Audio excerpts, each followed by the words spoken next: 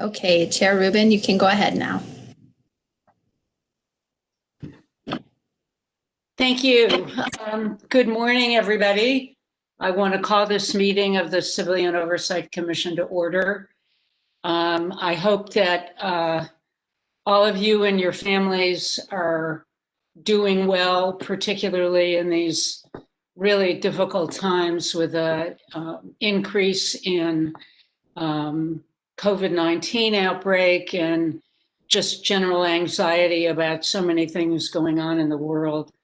It's as important as ever to try and stay focused and positive, and hopefully we will all be able to do that and get through this sooner rather than later. Before we begin, I have a couple of preliminary matters.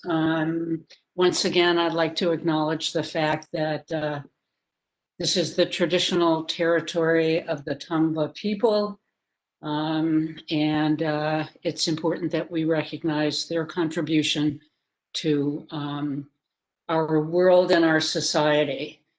And our next meeting will be Thursday, December 17th. And once again, in place of meeting twice a month, I'd like the Commission's ad hoc committees to utilize the second Thursday to hold ad hoc committee meetings. There seems to be more work than ever for the ad hoc committees. For the month of December, the ad hoc committee meeting should be scheduled Thursday, December 3rd. Of course, the work continues even when we're not meeting. Ingrid Williams, if you would take the roll, please. Bonner? Good morning, Commissioner Bonner? Yes, I'm here. Commissioner Harris?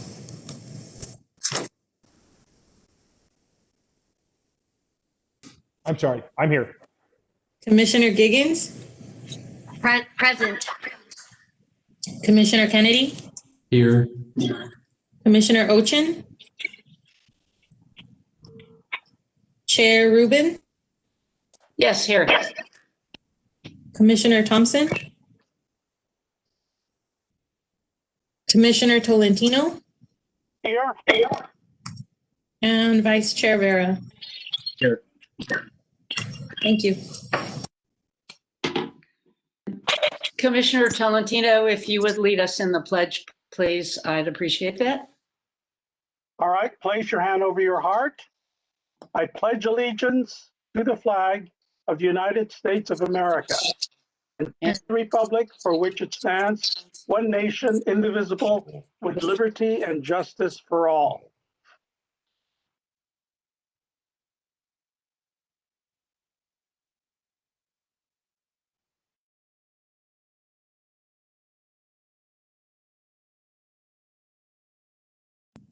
And it appears that Leo may be muted still. Okay. There we go.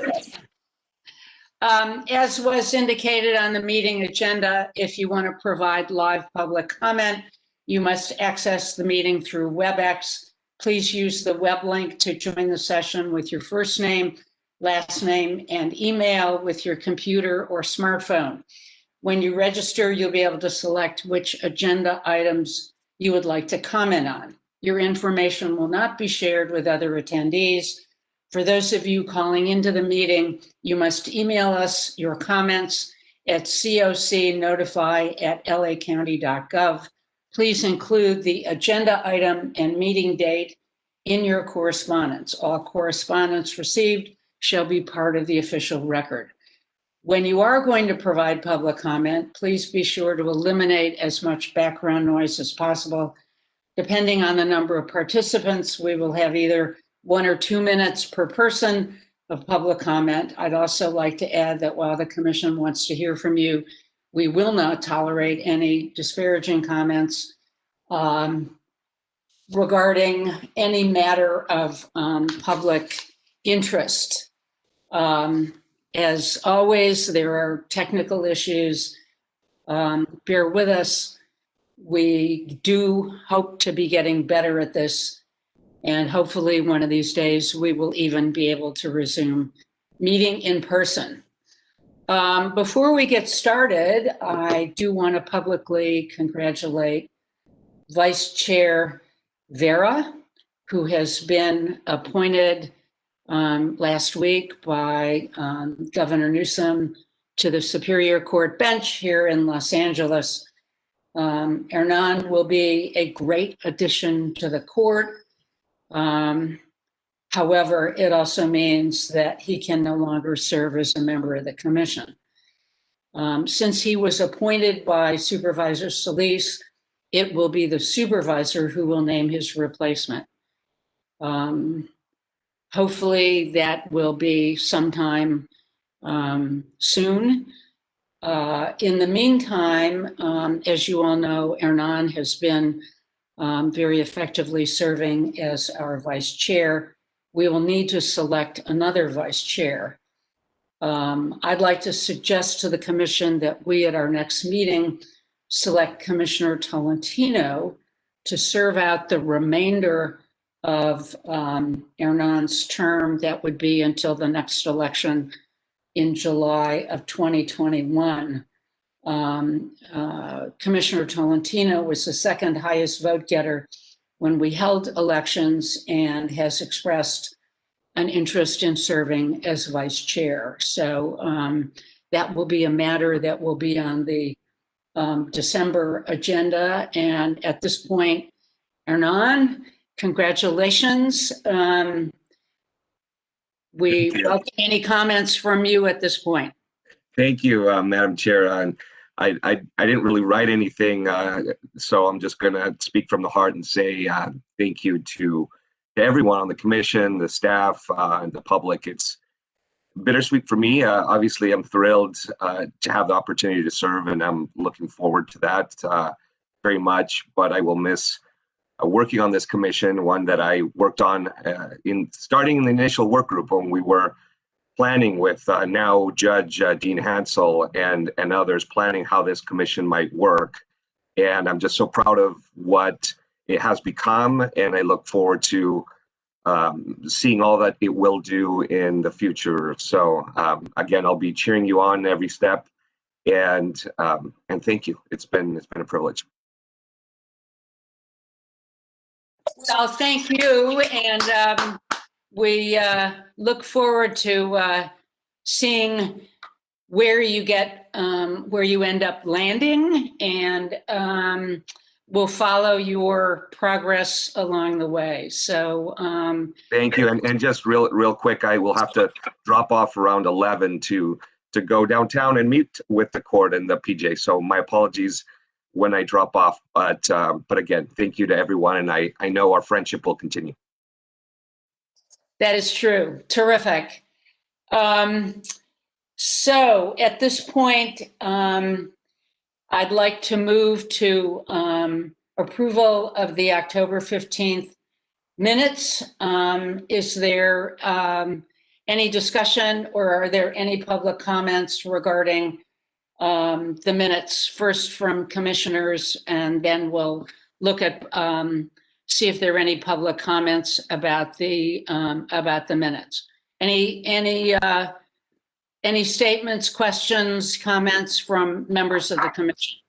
Move approval of the minutes.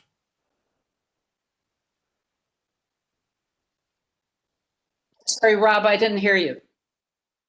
I said moving the approval of the minutes. Second. All right, then, do we have any, Jennifer, do we have any public comment on this issue? There are no public comments on the minutes. All right.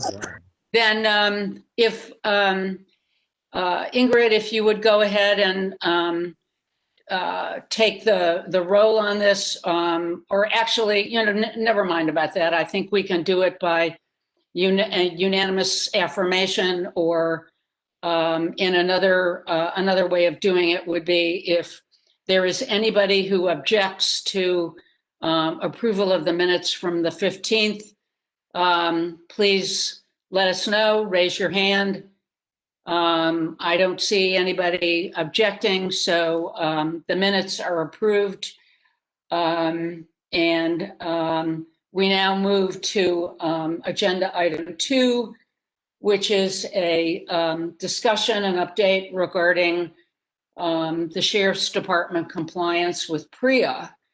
As you all know, that has been something that has been close to the heart of this commission and those of us who have worked on it over the years. We have been monitoring compliance since 2017. Last year, members from the PREA compliance team gave us an update during a meeting last October. And this morning we have members from PREA compliance team to discuss where the Sheriff's Department is with compliance. So I welcome the Assistant PREA Coordinator, John Barkley, Deputy County Counsel, Tyson Nelson, and anybody else who is present on the team. I see that Karen Dalton perhaps is here via audio, but at this point, I'm going to turn the discussion over to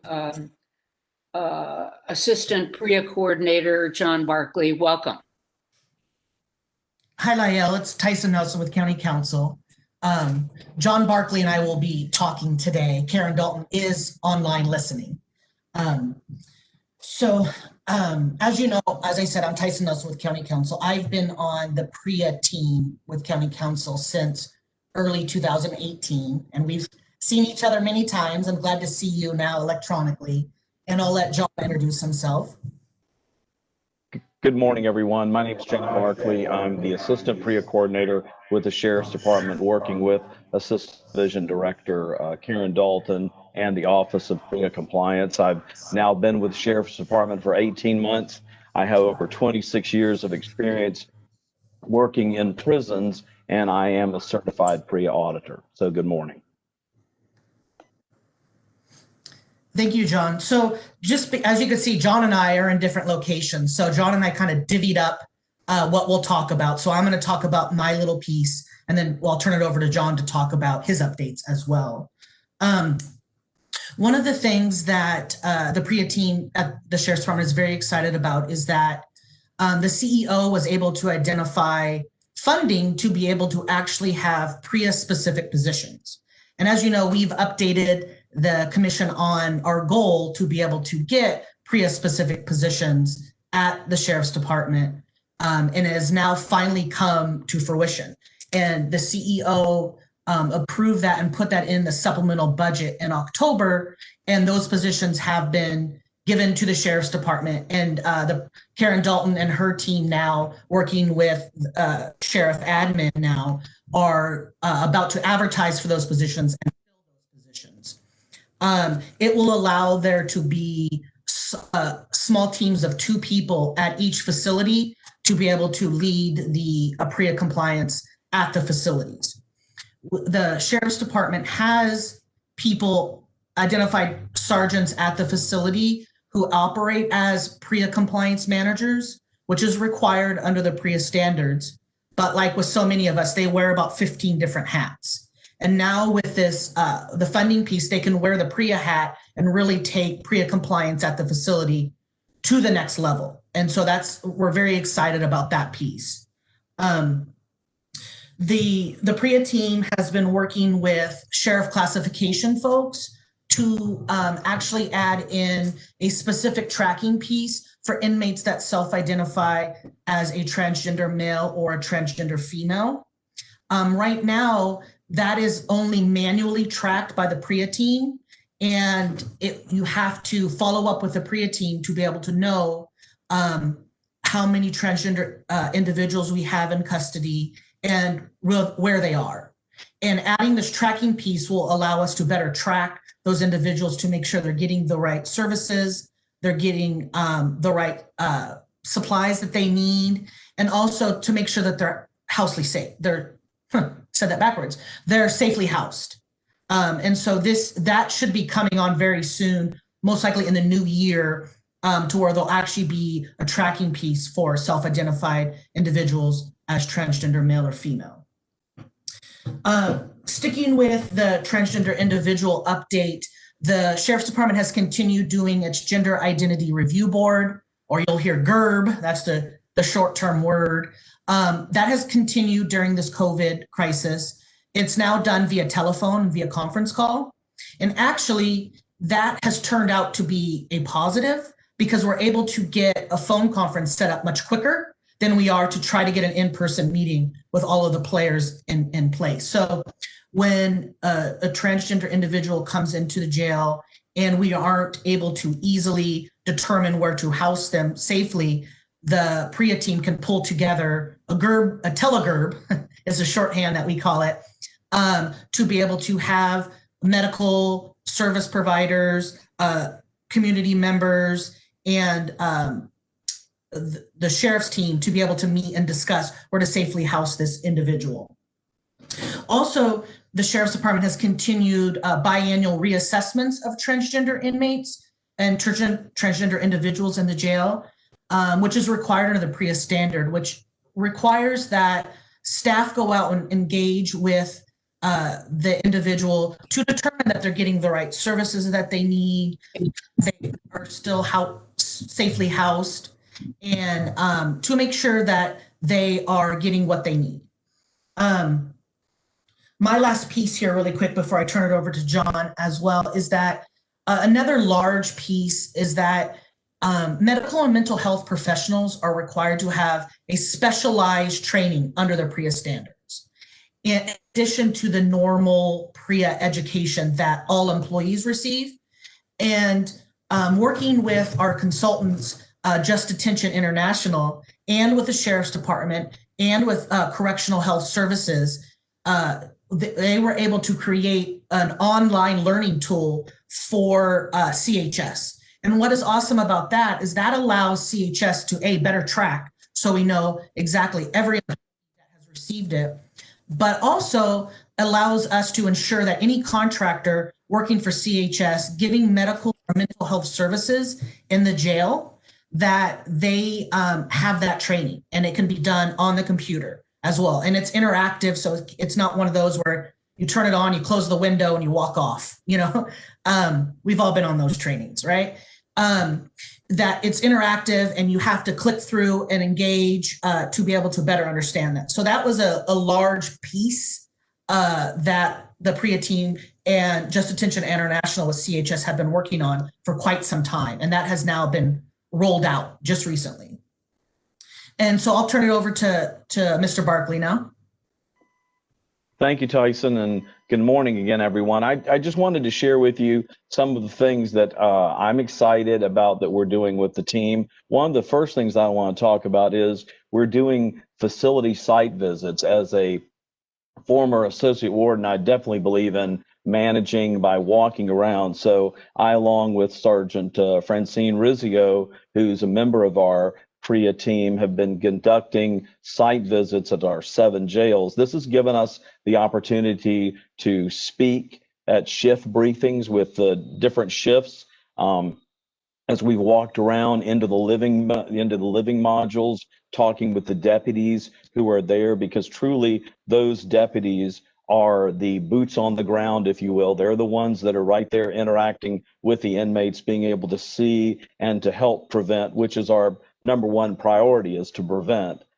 So I've been pleased as I've interacted with our staff there, with our deputies, and truly can see that there is the buy-in from our deputies working in custody, that they understand what the Prison Rape Elimination Act is all about, that it's all about safety and security. You can't see it, but back when I started in PREA years ago, I had a friend from from Wisconsin Department of Corrections. She was the first PREA coordinator, and I still wear a lanyard that says, you know, sexual safety is good security and safety. And that's what we're all looking for when we're running jails and prisons. We want to have safe and secure jails for us. So excited about that. It's been very very uplifting as I've gotten to interact with the deputies for different shifts and from different locations, finding out how long they've been with us, all of that, and being able to, me kind of putting on the hat of an auditor as I walk around and ask them questions, which is the kind of thing that when we have audits, that's what an auditor does. They walk around, they observe, they do informal talks with staff as well as formal interviews. Tyson talked about that. We're very excited, you know, that we're going to very soon have full-time PREA compliance managers, as is called.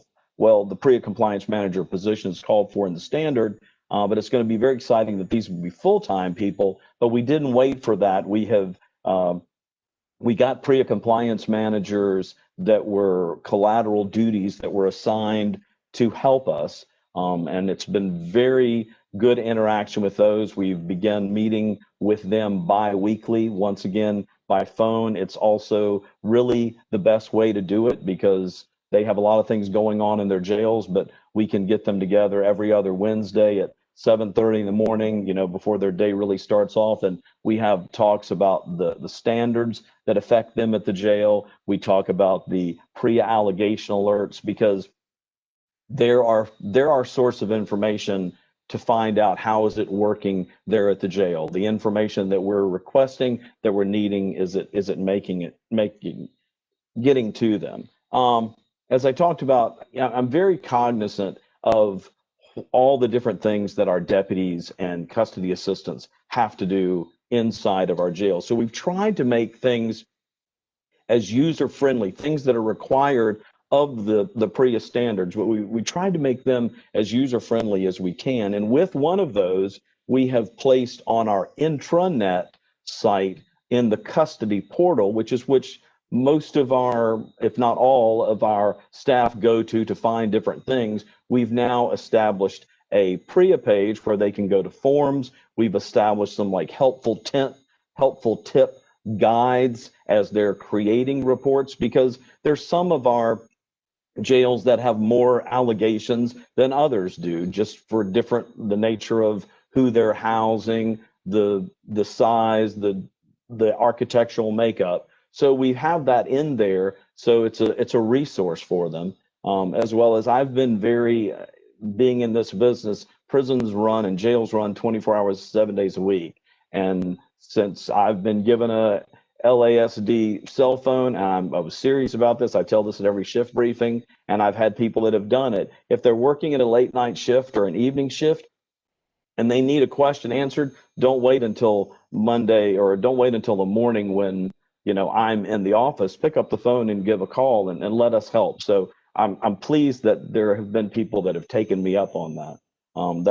That's just kind of the nature. But talking about that we're trying to be very mindful of making things where our deputies can go to what they need to do, can get the information that they then can have, you know, the resources available to them. I guess as one of the things that I always talk about, that if you read the Prison Rape Elimination Act, the preamble, if you will, I don't know that they call it that, but it's kind of the very beginning. And there's really 4 things that, when you break it down, what we should be doing. And those are prevent, detect, respond, and monitor to sexual abuse, sexual harassment within our jails. And I'm very pleased that, one, we're seeing with our pre-allegation alerts, because all allegations are taken. If an inmate makes an allegation against another inmate or another staff regarding sexual abuse or sexual harassment, it is notated in the alert. And that's made abundantly clear to staff, made abundantly clear to the inmate population. So they know how to report. We've got different ways for them to report. They certainly can report to a staff. If they don't want to report to the staff, we've established a phone number on the inmate phone system where they don't have to put in their inmate PIN, so it can be anonymous, and they can give that information. Their family and friends can either contact the jail, or they can go on the web page, and on our custody department webpage, there's an email, and I know that works because I get it and Karen Dalton gets it, that they can send an email and it comes directly to us. So we've been able to follow up on that. We've made it abundantly clear to the inmate population through posters, through the narratives, through the talks as we even walk around, that we have a zero tolerance to this. We want to know if they are being sexually harassed or sexually abused, either by inmates or by staff. All of the allegations will be taken seriously. They're all investigated. The inmates get an outcome of the investigation. The investigation is either unsubstantiated, substantiated, or unfounded. That's dictated by the standards. The inmate gets that response. We, like with other things, like with a grievance, if the inmate gives us a forwarding address or way to communicate, we send a letter to the inmate informing them of the outcome of their allegation, the investigation. And then the other thing that we have begun, which is part of the standard, which is a helpful tool, following the investigation being closed and determined that it's substantiated or unsubstantiated, the unit commander, the captain, if you will, the PREA compliance manager, other staff, key staff there at the jail, we have an instant, and including us with the PREA compliance team, we have a incident review where we don't reevaluate the investigation, but we look at what the allegation, what transpired. Is there anything that we could have done differently? Was there a staffing issue? Was there a design issue? And so we have that opportunity, and we do that a lot, of course, in all businesses, particularly, but those of us running jails and prisons, we do a lot of, as I call it, Monday morning quarterbacking. We have to look at what event happened. Is there something that we could or should have done to prevent that from happening, and how can it help us in the future?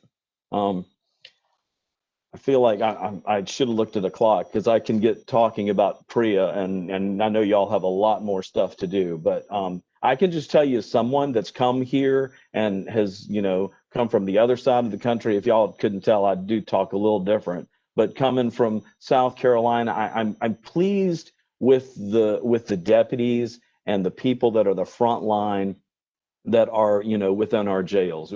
As we continue to work through this process and to do the things that the standards call for us to do, I'm just real pleased with the buy-in that we have. Thank you, John. Thank you, Tyson. I'm sure that some commissioners may have some questions. I see Patty's hand up, and then we'll hear from the public. But I do want to say that this is John and Tyson, and certainly Karen and her team.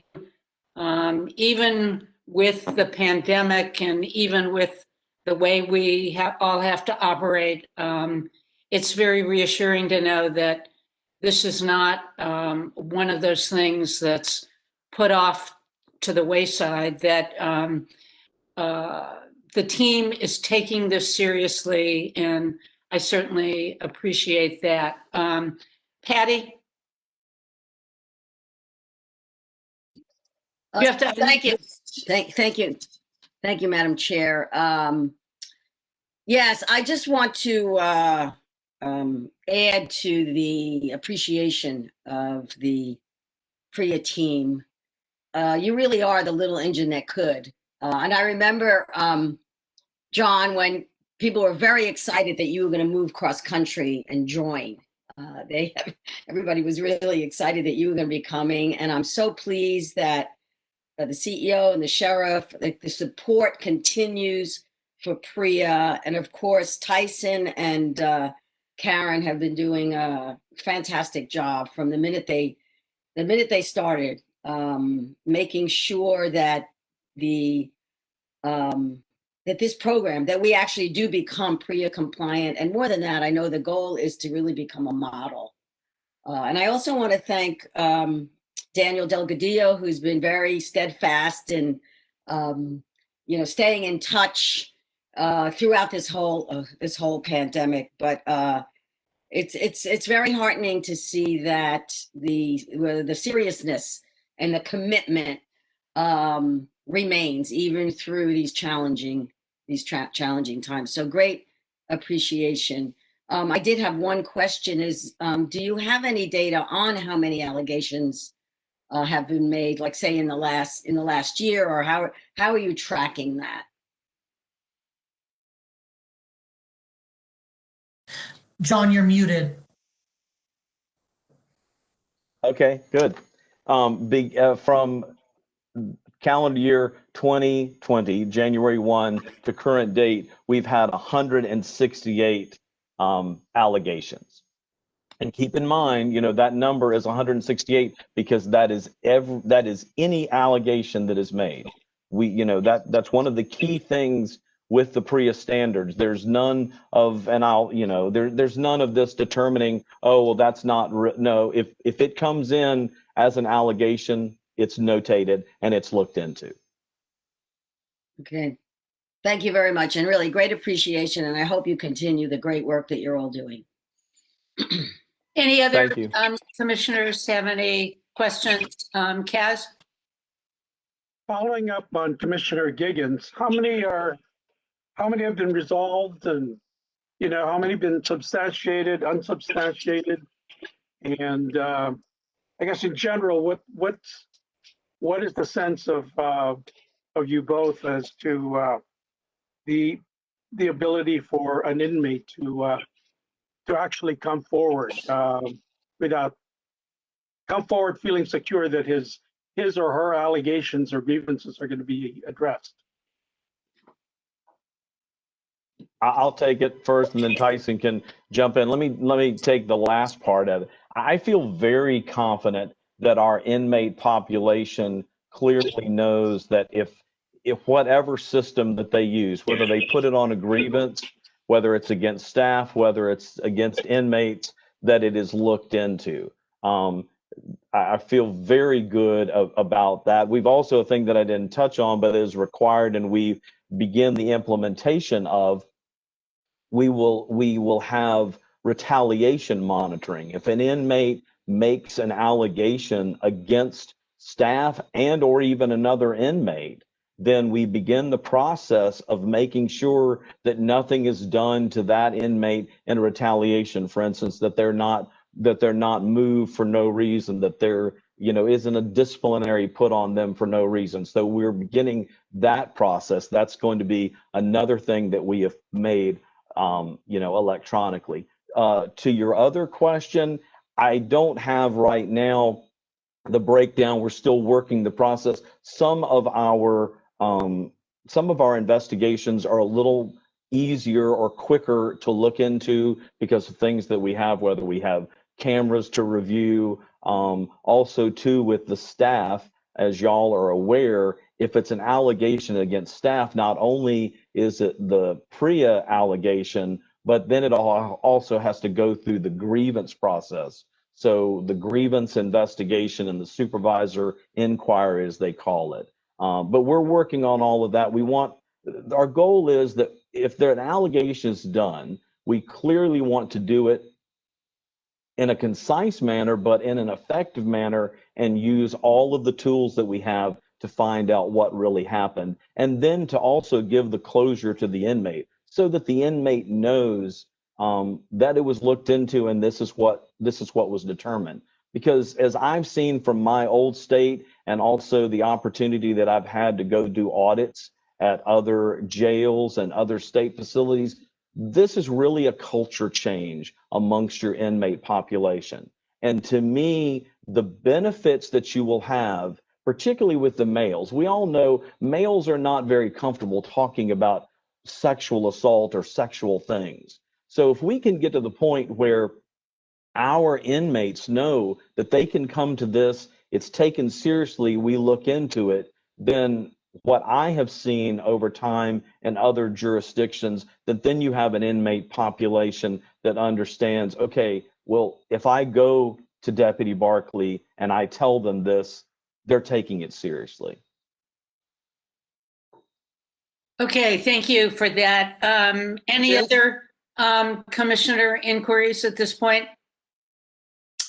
Okay, Jennifer, do we have any requests for public comment? We do have 4 individuals signed up for public comment, and I just want to note that we have previously had issues with not being able to count everyone. So all of the attendees, if you would like to provide verbal public comment, please either message the host or raise your hand in the participant window. But so far, we are at a count of 4 people for public comment. Okay. If you would go ahead and also have Ingrid give the comments in Spanish, that would be terrific. Okay, excellent. Buenos días. Si necesita traducción al español, simplemente diga la palabra español y alguien traducirá su mensaje al final de sus comentarios. Okay, thank you. And the first comment will come from, and we'll go with 2 minutes. First comment will come from Q Jean-Marie.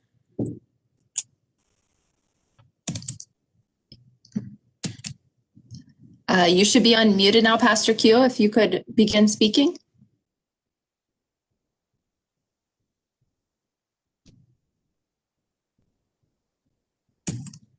And it seems that we're not hearing you. We'll come back to you, Pastor Q. I'll chat with you on the back Can you hear me now? Oh, yes, we do. Yeah, okay. I wasn't unmuted. This is Pastor Q from the Church Without Walls, Skid Row, also with Clergy and Laity United for Economic Justice. And though, first of all, I'd like to give props where props is due to the commissioners for their vote to hold the sheriff accountable. And oftentimes we don't acknowledge those good deeds. And so I'd like to acknowledge that. Secondly, as it relates to PREA, this is more of a question. And I'm wondering, we've had in the police, in the sheriff department, and in many other departments, even in churches, this idea of priests and those in higher ups having too much power, and so folks don't come forward. I'm wondering how closely related or connected to the sheriff department is PREA. Is it really an independent organization or an independent entity that can truly hold folks accountable on both ends? And I will concede the rest of my time. Pastor Q, this is John Barkley. Yes, sir. I believe the way, because it's one of the things that the standard calls for, there has to be multiple ways for the inmate to be able to report, and ways that are not directly related to, in our case, the sheriff's department. So the number that they can call on the inmate phone that doesn't require a PIN, they can do it anonymously, or they can identify themselves, goes to a non-sheriff's department number. So they can give that information. So that's a third-party reporting, which is a requirement of the standard for that very reason. And then I think it, goes back to, as we've said, that we've made it abundantly clear to staff and to the inmate population that all allegations are taken seriously, whether it's made against staff or whether it's made against, another inmate, because we're not going to tolerate it. Okay, thank you. And the next public comment will come from Adam Smith. Adam, please go ahead with your comment. Hold on, bud. Adam, you're currently unmuted. Oh, sorry. No problem. Please go ahead with your public comment. So I just wanted to speak generally today, and thanks for having me to do so. My name is Adam Smith. I'm an organizer with White People for Black Lives. And yeah, I didn't want this meeting to pass without making sure to lift up the name of Nick Burgos, who was the 38-year-old father who was shot 7 times by a sheriff's deputy inside UCLA Harbor Hospital in Torrance in October. And And Adam, I just want to make that this is specifically for the Prison Rape Elimination Act item, but if you would like to speak on general public comment, we can include you on that at a later time. But I'm not sure if you had any comments related to the Prison Rape Elimination Act. I'll wait for a general comment. That's what I thought I signed up for, so. Okay, thank you very much. And the next public comment will come from Joseph Maislich. Please go ahead with your comment, Joseph. Okay, thank you. I again, like Pastor Q, appreciate the Commission's keeping up with this matter, and also the remarks of Mr. Barkley, especially his remark about culture change, quite important.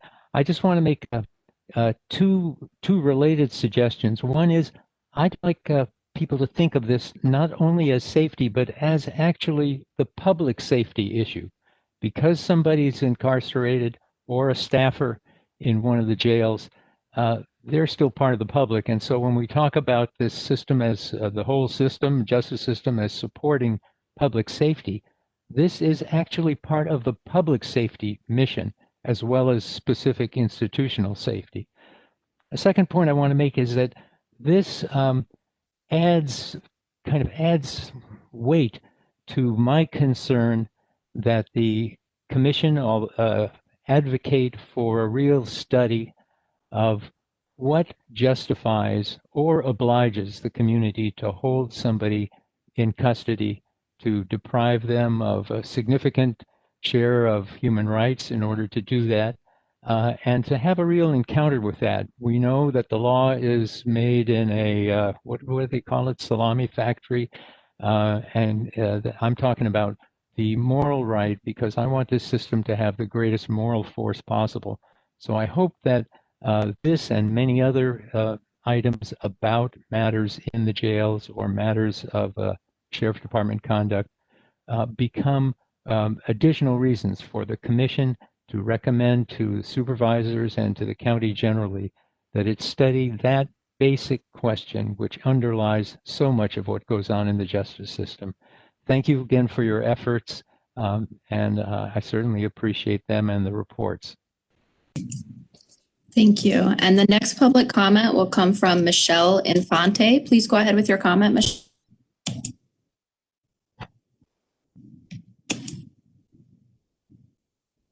Michelle, I'm trying to unmute you right now. Okay, can you hear me? Yes, we hear you now. Please go ahead with your comment. Thank you. Good morning, everyone. I have some questions regarding the PREA positions. My name is Michelle. I'm formerly incarcerated at the Linwood facility, sexually assaulted by a deputy and medical staff there. I've been with Dignity and Power now for the last 6 years, working in transformative justice. So these PREA positions really interest me. My question is regarding the staff, is law enforcement going to be available for those positions? Are you building statistics off of these complaints that you're receiving? And are you putting any of that on your website? And who's notified when an assault occurs? Are these on paper and a copy, like a complaint from the Sheriff's Department, a copy goes to the Sheriff's Department? How is that working? If someone disagrees with the findings, what are the next steps? Are the copies of the report going to LASD like the complaint? Exactly, I think you answered what happens if there's retaliation. Is the sheriffs involved in these investigations in the PREA? Are they receiving copies of that? Giancarlo Scotti sexually assaulted, I believe, 6 women. And we have a litany of a list name, Neil Kimball, Giancarlo Scotti, Deputy Richard Fisher, Gabriel Castro. I mean, we women inside these facilities, we're not casualties of the system that comes along and a small percentage where this just happens to us. I mean, there's a lot of questions that PREA hasn't answered, and I'm very curious to find out about if you're building statistics because you're receiving all of these complaints regarding these assaults that are happening. Thank you. Thank you. Next public comment is the last one for what we have signed up. Audrey George, please go ahead with your comment. Audrey George, you are unmuted. Please go ahead with your public comment.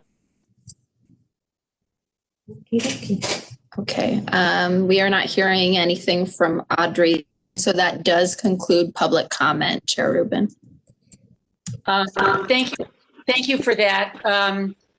I think I know that there are other members of the commission, and I know that Mr. Huntsman had his hand up before we went to public comment, but I think that Michelle Infante has raised a number of important issues, and whether Tyson or John is in a position to address those now, you can let us know after we hear if there are any more commissioner comments, or you can send a supplemental response, because I think that those are important issues. I don't know that it's appropriate to sort of blind you with that at the moment, but I thought her inquiries, her statements, her questions were very significant. So let's put that on hold for a moment. And Mr. Huntsman, did you have an issue you wanted to raise? Yes, I just wanted to report on the status of PREA auditing preparations in the Office of Inspector General. We have 3 trained PREA auditors, a 4th. And Max, if you could just speak closer to your microphone or more loudly, we hear you, but it's very quiet. Okay, how's this? Is this better? A little bit. Okay, not a lot better. Okay, well, I'll do the best I can. We have 3 PREA-trained auditors and 1 who's in training. 2 of our auditors did an audit recently of the prison system in Guam, which was very eye-opening, because in some ways Guam has really terrible prisons, and in other cultural ways, some better ways in which things operate there. So it was a very eye-opening experience. We have permission from the board to hire 3 additional PREA auditors. So we will have sufficient manpower and expertise to do audits when the department feels they're ready for that. So I just wanted to add that. All right, thank you. Any other commissioners have any further comments or inquiries at this point? I don't see anybody, but John and or Tyson, can you quickly, if you can, respond to some of the issues that Michelle Infante raised? If not, you can get back to the commission with comments about that. But as I said, I thought her comments were significant. So if you can briefly respond to that, it would be terrific. Hi, Lael, it's Tyson. So I think we'll definitely submit something to you in writing, but just know that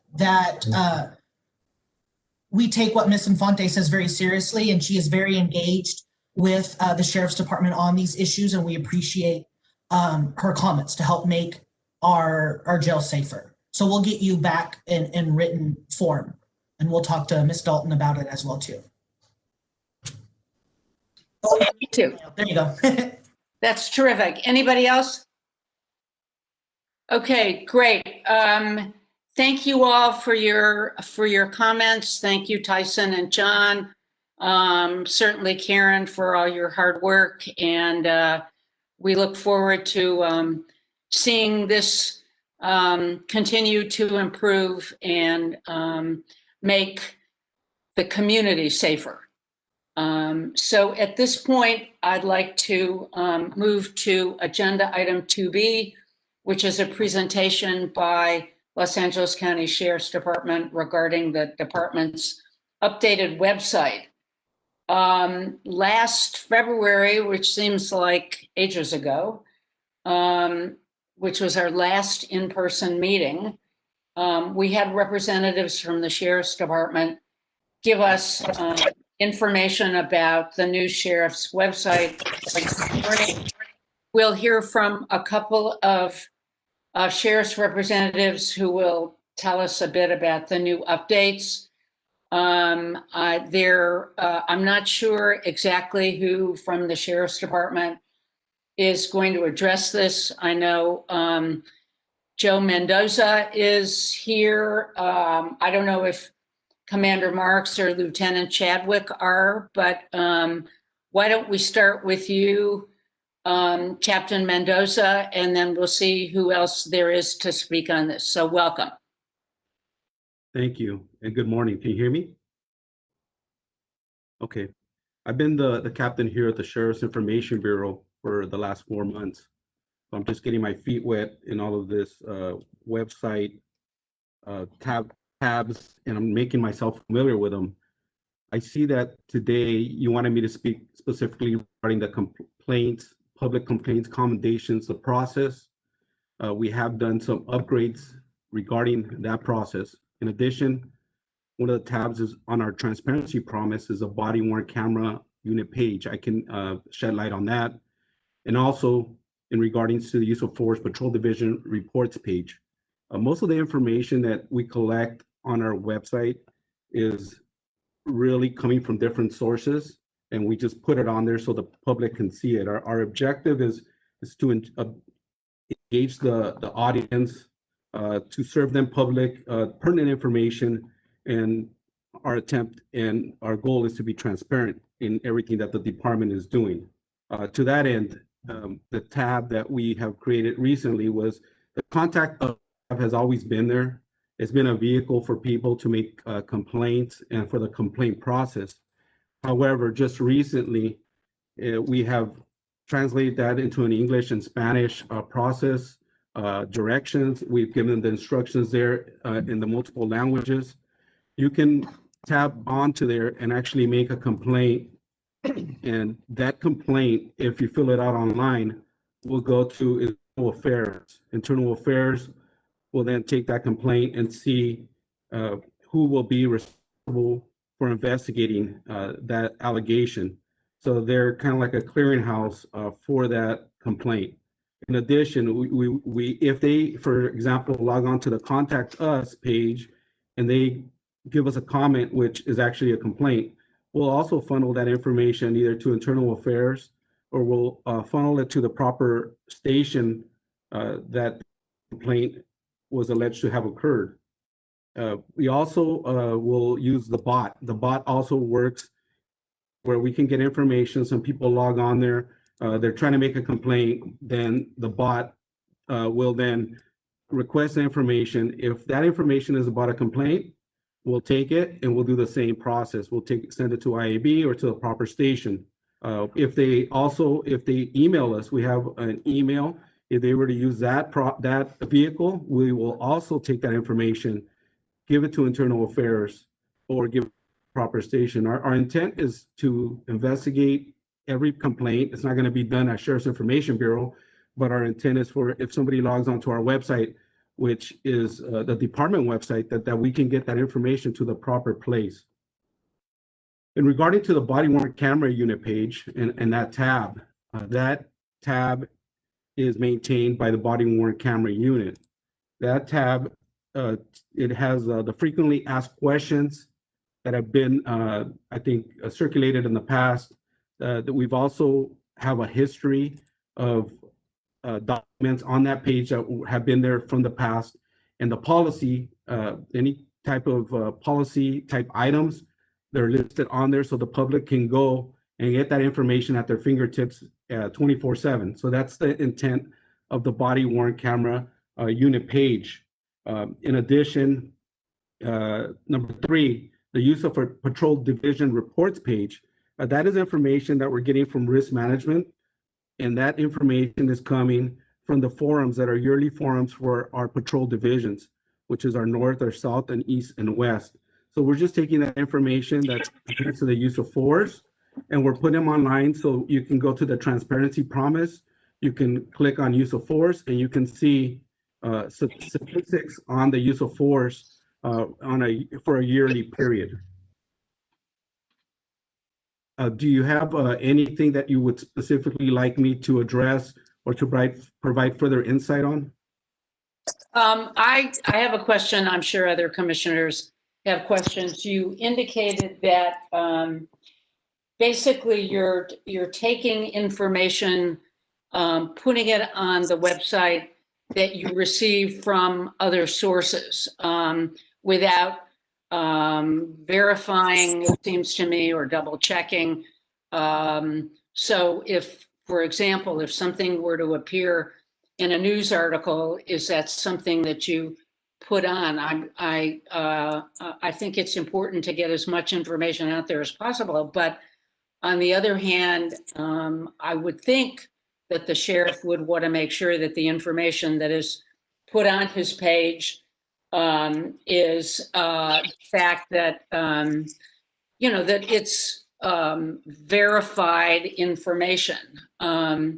Number one. Number two, are there when something is on the page, a complaint, or a grievance, or something that needs investigation, is there any way to refer it also to the Inspector General or to the Civilian Oversight Commission? So I'd like to sort of start with that. Is there a way that that you can put your page up and share what you're looking at so we can see it as you're talking about it? I don't think that I have that capability at this time. And this is Jennifer. I just wanted to chime in, Captain, so that I made you a presenter. If you would like to do that, you can accept the role. And then at the bottom of your screen, there's a share button. You can click on share and then select an internet window. So if you open up Chrome or Internet Explorer, then whatever you share will show up through that option. So that's the capability. Okay.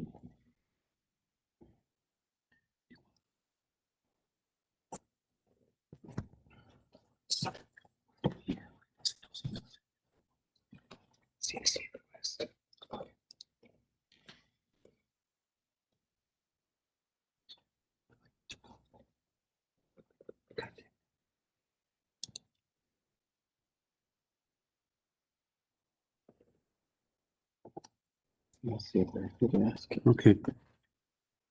Yeah. Yes. So if you were to go to our, what we began with is one of the items with the contact us button, we can see that we can go there and select that button. Let's see here. And we can go to public complaint or commendation. That we're just a vehicle to accept that information and we pass it on to the right person to conduct the investigations. Now, at the end of that process, that's not under my purview of how that information is disseminated or shared to other persons within the department or outside parties. That's something that is in another process. All we are trying to accomplish with this process is to make sure that 24 hours a day, 7 days a week, somebody can make a complaint and there's not the station's not closed. Not that we close our stations, but they can do it from the comfort of their home. There's always a vehicle for them to make a complaint and to launch an investigation. So that's the purpose of that vehicle. As far as, let's see here.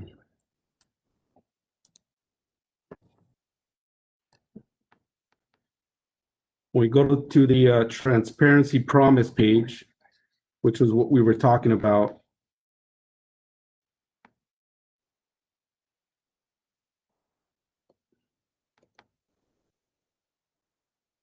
We receive these stats and information from sources from within the LSD. That information is already vetted when it's released.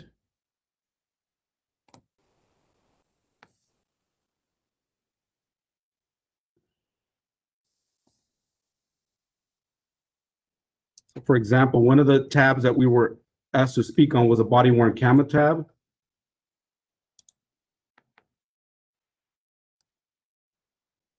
So it gives it a short overview from the sheriff Alex Villanueva. And it also has other information as far as all of the materials that have been ongoing since 2010. So there's documents here that came from the body worn camera. As I said, that's maintained by them. They load these documents on. So if anybody wanted to go on there and see historical information, they can go on there and read it for themselves. One of the examples here would be like in 2018, you can see that there was a board motion and the information is there. And we can click on, open up the board motions and see the language of that board motion.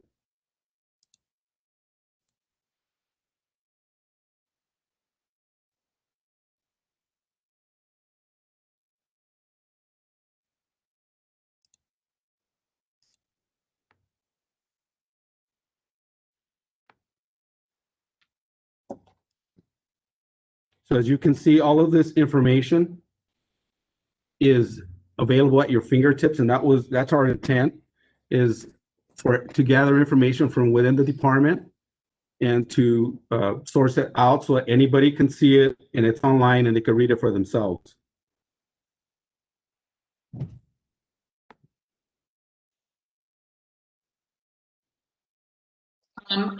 All right, thank you for that, Captain Mendoza. My own problem with all of this is that it does not do more than what is already publicly available without getting additional information that would be helpful to members of the public.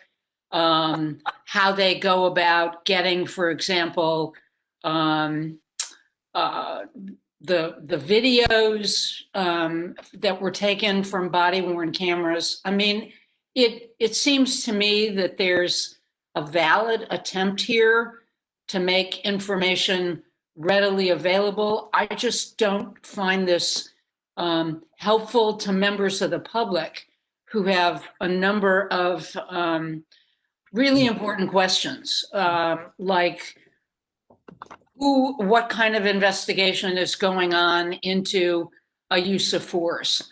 When will information about the resolution of an investigation be available? I think that to be really important and helpful information to members of the public, it needs to be more than something, frankly, that looks nice and glossy, but I don't find it all that helpful. Do other members of the commission have any additional questions? I think, Jennifer, we can go back, we can take this off and go back. So, you know, I can see other members of the commission. I have a question. Who is, I can't see you, so who is that? It's Sean. Sean, go ahead. Thank you so much for your presentation. Can I ask, does LASD disclose the name of deputies involved in deputy shootings on its transparency website? That information is not confidential under California law, and the California Supreme Court in Long Beach Police Officers Association versus City of Long Beach back in 2014 said that type of information can be disclosed. The LAPD does disclose the name of officers involved in officer shootings on its transparency website. I have been unable to find it on the LASD transparency website, and I was wondering if I'm missing something. A lot of this information will be contained under the SB 1421 record tablet. We have loaded hundreds of records on here. Again, that comes from our Audits and Accountability Bureau. As they process these records, they're loading them online. I can't speak specifically to what deputy involved shooting that you're requesting, because that's not under my purview or command. Names, as they are released, a lot of times they're released via the DA and adjacent report. And when there's a release like you're claiming regarding a PRA and regarding to that vehicle also allows for that unit to do a threat assessment of those deputies. And if there is a threat against the deputies, that may be one of the reasons why a name is withheld. However, without knowing any specific case or what case you're referring to, I can't answer that question. It's not under my purview because I only publish, and our website only publishes the information that is given to us. Well, I'm talking about all the police shootings. There's a LASD transparency website that the sheriff often states discloses everything. And it does disclose all the police shootings, I think, for 2020, deputy shootings for 2020 and 2019.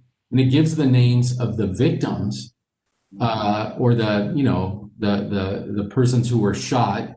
But I don't see it ever giving the name of the deputy involved, which is contrary to the LAPD practice that just puts all that information in one place available on its transparency website. And I'm wondering why the sheriff's department doesn't do the same thing, because the information is not confidential under California law.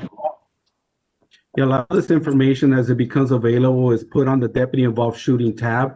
We do only when we started 2019 and 2020. I believe there's a few deputy involved shootings there from 2018. However, as that information becomes available, we're putting it on. There's also separate units that are not under my purview, which is a PRA unit, that they are constantly responding to these requests. They're providing this information to the requester. In addition, if you click through the SB 1421 tablet, you'll see that there's hundreds of deputy involved shootings with hundreds of names of the people that were involved.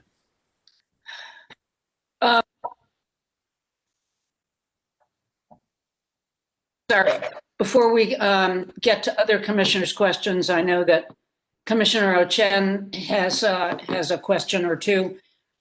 Is there anybody else here from the Sheriff's Department who can respond to those issues? I know we had been told that Commander Marks or Lieutenant Chadwick were going to be present, and perhaps they can talk on the subject. Are they here? Yes, Commander Marks. Commander Marks, can you respond to Commissioner Kennedy's concerns and inquiries? I also have Lieutenant Chadwick. Would you like to speak to Commander Marks or Lieutenant Chadwick? Well, I think what's important is anybody who can address Commissioner Kennedy's concerns. So between Commander Marks or Lieutenant Chadwick, which of you is best equipped to respond to those inquiries?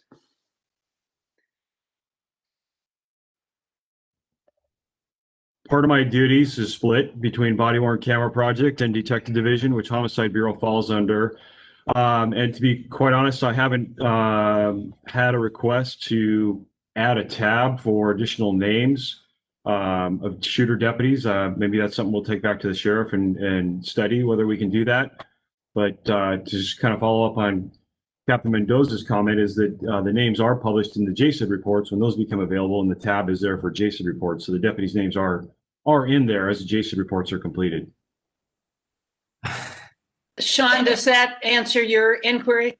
Well, no, because if we're referring to the fact that I have been able to find, there are no names on the sheriff's transparency website that I know of. So when Sheriff Villanueva says everything is disclosed, I'm not sure that that's true. But then if you do research the DA's website, when they finally publish their memo why they're not prosecuting officers, then and only then I've been able to learn the names of the shooter deputies. But as we all know, that is a very long and involved process that sometimes drags on for years. And when you go to the LAPD website, which is similar to the Sheriff's Transparency website, all the names are right there along with the other information.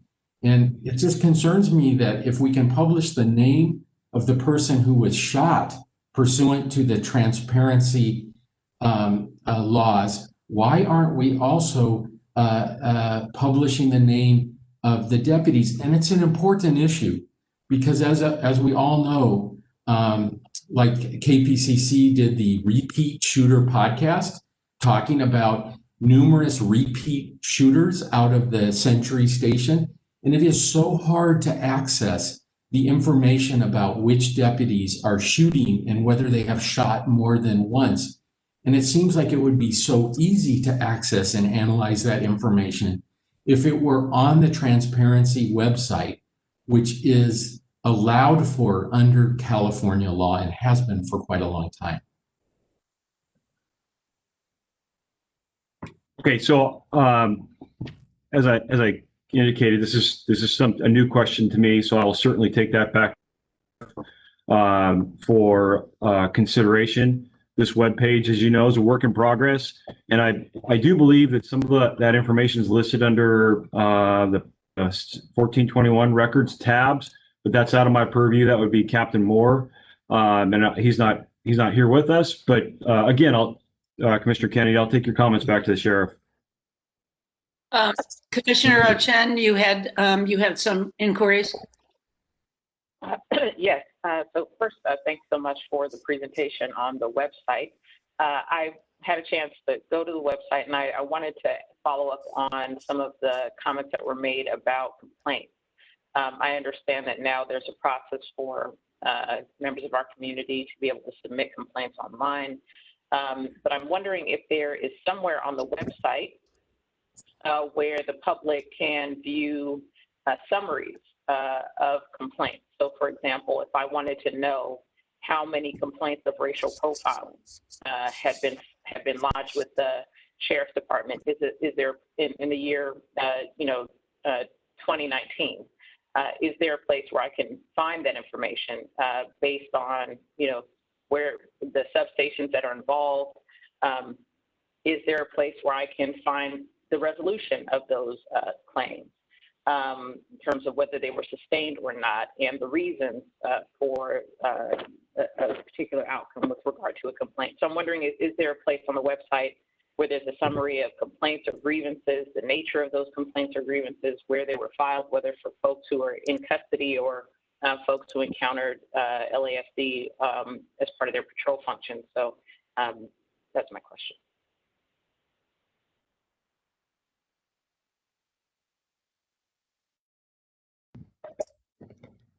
Yeah, and I'm trying to familiarize myself a little bit more with this website because there is a lot of things in there. But I believe on public complaint policy process, there is a tab in there where you can see results of discipline. And we are, again, a vehicle to publish reports from the department. We take those reports that are published and we put them available here on our website. And you can see those under the public complaint policy tab. Yes, but I understand discipline, but that's not my question. My question is there a place where I can see, for example, 1,000 complaints were filed with the sheriff's department. Of that 1,200 of them were regarding complaints of racial profiling. Of those 200, 50 were sustained. I doubt it's that high, but I'm asking, I'm not interested just in when those complaints were sustained and discipline was imposed. I'm asking, is there some place where you publish a summary of complaints, obviously without identifying the name of the complainant, but is there a place where I can see a summary of how many complaints have been filed, what the nature of the complaint, the outcome of the complaint? I believe that can be found on the Watch Commander's service comment report on complaints under that same tab, and it's provided to us through the forum. And that's done on a yearly basis. When we receive that information and those reports, we put them online, and they're there. Is it possible for you to drop a link to that page? Because I'm trying to follow you.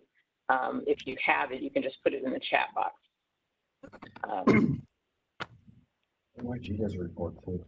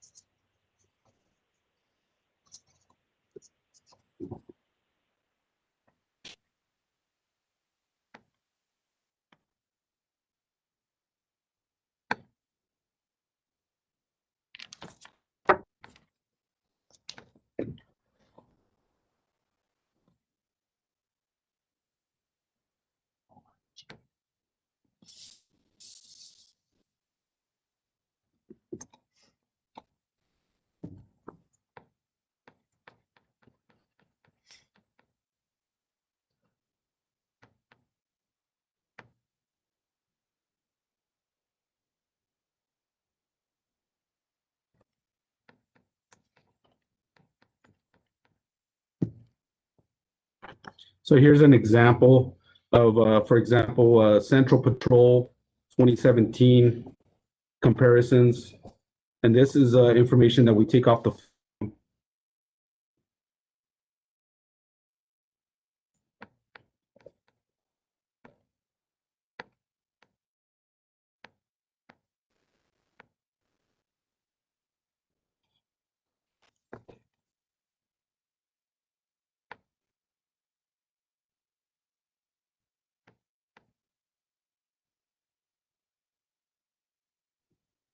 we can see here, it lists the number of complaints, and there's different tabs that kind of breaks it down in different ways. There is no summary.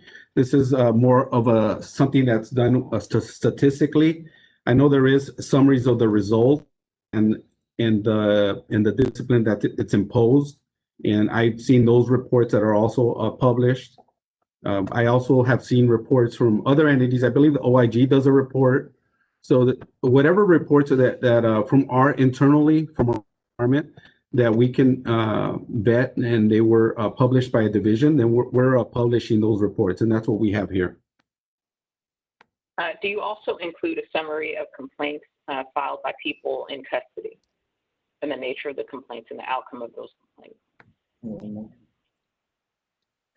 The inmate complaints, I'm not familiar where we publish or how those are kept, but definitely I will get back to you and let you know if we are tracking them and what reports we're getting from custody that we're putting on here. Thank you. Any other commissioner questions before we go to public comment on this issue? I can't see because we still have the share screen. So Jennifer, if we can go back so I can tell who has questions.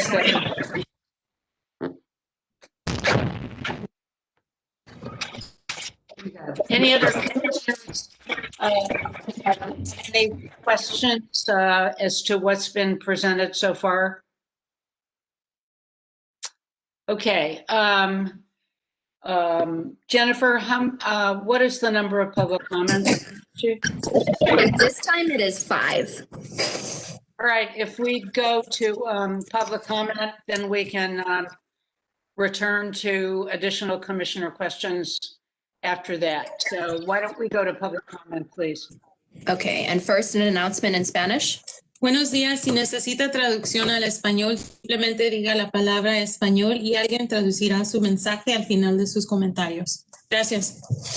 Awesome, thank you. And we will be at 2 minutes, and the first public comment will come from Michelle Infante. Please go ahead with your comment, Michelle.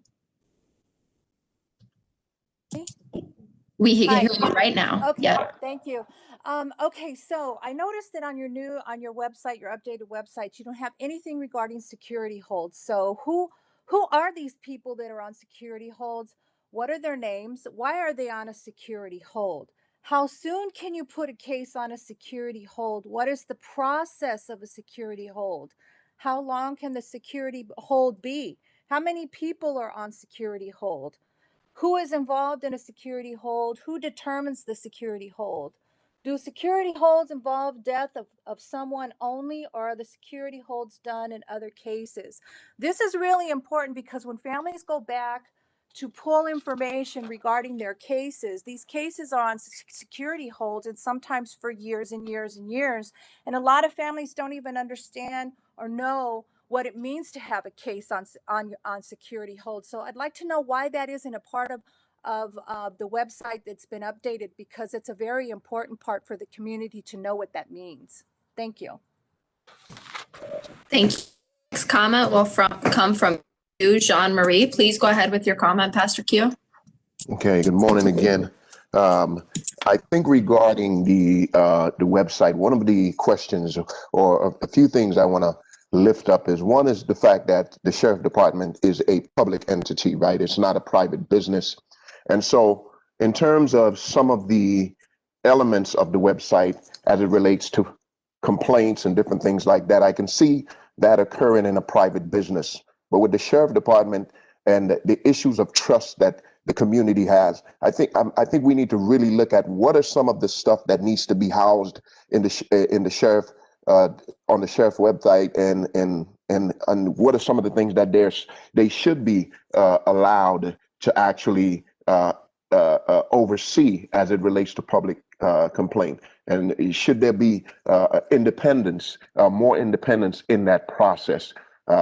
Obviously not things related to their business, but actually things related to public comments. Are they receiving public comments about themselves that are negative towards themselves? Are they receiving that? And how can the public trust that that data is being entered and they're not skimming on the data? All of that stuff. It's really important that when we think about public safety, we don't look at it as just like a regular corporation where the corporation is the one in charge. No, the community is in charge, and we want to make sure that we have maximum accountability and maximum structure to make sure that that happens just equitably. Thank you. Thank you. And the next comment will come from Tamara K. Please go ahead with your comment, Tamara. Hi, can you hear me? Yes, we can. Please. I would just say, now they're professing that, under the bill 1421, that all this information is released. And under 1421, actually, after the bill was passed, y'all still are not releasing the names of these officers or deputies that have killed the loved ones of these families, and especially in a timely manner. There are still families waiting on deputy names of their loved ones that have been killed. So in terms of it being published on the website, there's still information missing, and they're still holding on to the information. It's not being released in a timely manner, even though the bill was enacted. So I would just say, one, you can't allow the people responsible for the crime investigating themselves, because they are not releasing the information. There's problems with autopsy reports. There's problems with release of deputy names after the killings. So if they're going to publish a website and say that it's transparent, at the same time, they need to comply with the bill that's been enacted and release the names of these officers after they've killed they've killed someone's loved one. It's unconscionable that they have still not released the names of several people that have been shot, and in fact, I believe it's 11 people that have been killed since George Floyd, and some of those names to this day have not been released. Thank you. Thank you. And the next comment will come from Rachel Gardner. Please go ahead with your comment. Hi, can you hear me okay? You can. Please go ahead. Great, thank you. I just first wanted to acknowledge everybody on the COC. Thank you for existing and for everything you're doing, especially in representation of the public. Now, my concern really is in relation to how we're making the complaints online. I am a victim of a hate crime from this year. Thank God I didn't lose anybody, but my home was completely broken and compromised, and it's frankly aggression and the violence in all of the communities outside an incorporated county in East LA has been actually since the Floyd incident, and it's a mix of all races. We're all getting, and at the time for rebellion, and for me, I've had to write several complaints, and frankly, I don't hear back from anybody or anything, not even via email. I feel like we're in a digital time now. Everybody's being forced online, right? There's got to be some technological improvement and advancement on how the sheriff's department is really acknowledging these complaints, because as we know now from this entire year, the sheriff's department does a great job of avoiding and pushing things off and taking a long time to respond and get back to things. So frankly, I feel for the people who, like I said, have lost family members, friends. And is there a subcommittee of people call the individuals that have had to file these complaints? Because I could tell you, we're all hurting and the emotions are high. It would be nice to speak with somebody, to be acknowledged. I get a letter in the mail like almost a month and a half later, not even like within weeks. I think one time I got like I think because we've been starting to extra put the fire over there, and yeah, we need to be acknowledged somehow other than just these weeks later letters with a stamped signature from Villanueva that I know he's not really looking at. Thank you. Thank you. And the next comment will come from Audrey George. Please go ahead. Comment, Audrey. Okay, still hearing nothing. On to Joseph Palacio. Please go ahead with your comment, Joseph. No. I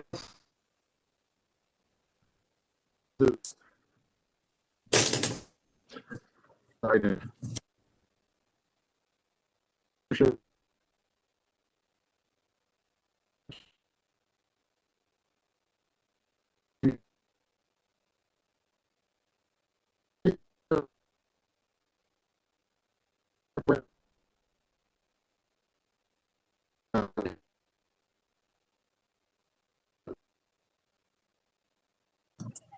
And I'm sorry, Joseph, to interject, but it seems like the connection is not very good. I'm not sure if you can move to a location where you might have an internet connection, but we are having a hard time hearing you.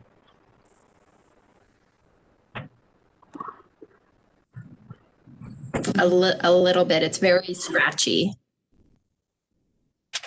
Okay.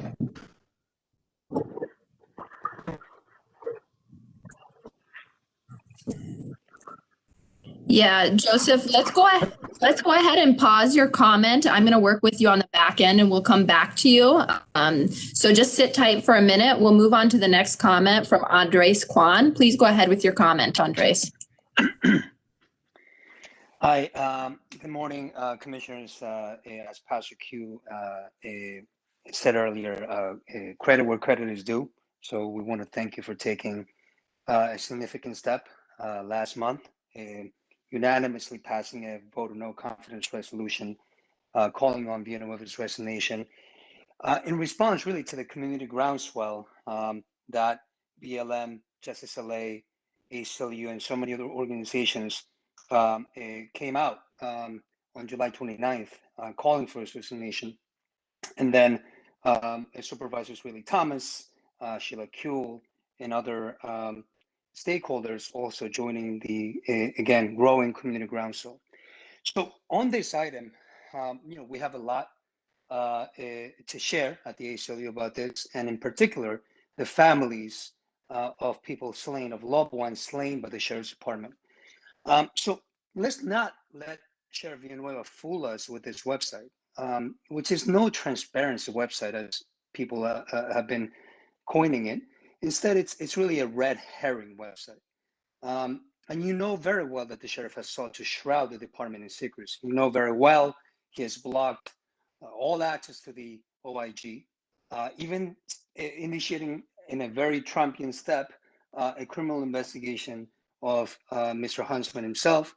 And you know intimately how he's defied your subpoenas, one for which the county is going to court against the sheriff tomorrow and one relating to his cover-up over a deputy showing gruesome photos of the helicopter crash that killed Kobe and Gianna and others. He's also systematically failed to produce records in response to PRA requests for SB 1421 records of deputy misconduct, leading us at the ACLU of Southern California and Daily Times to sue the department and the county. Thank you. And this website, again, his pins as a panacea for transparency is just a big red herring. Next public comment will come from Julie Martinez. Please go ahead with your comment, Julie.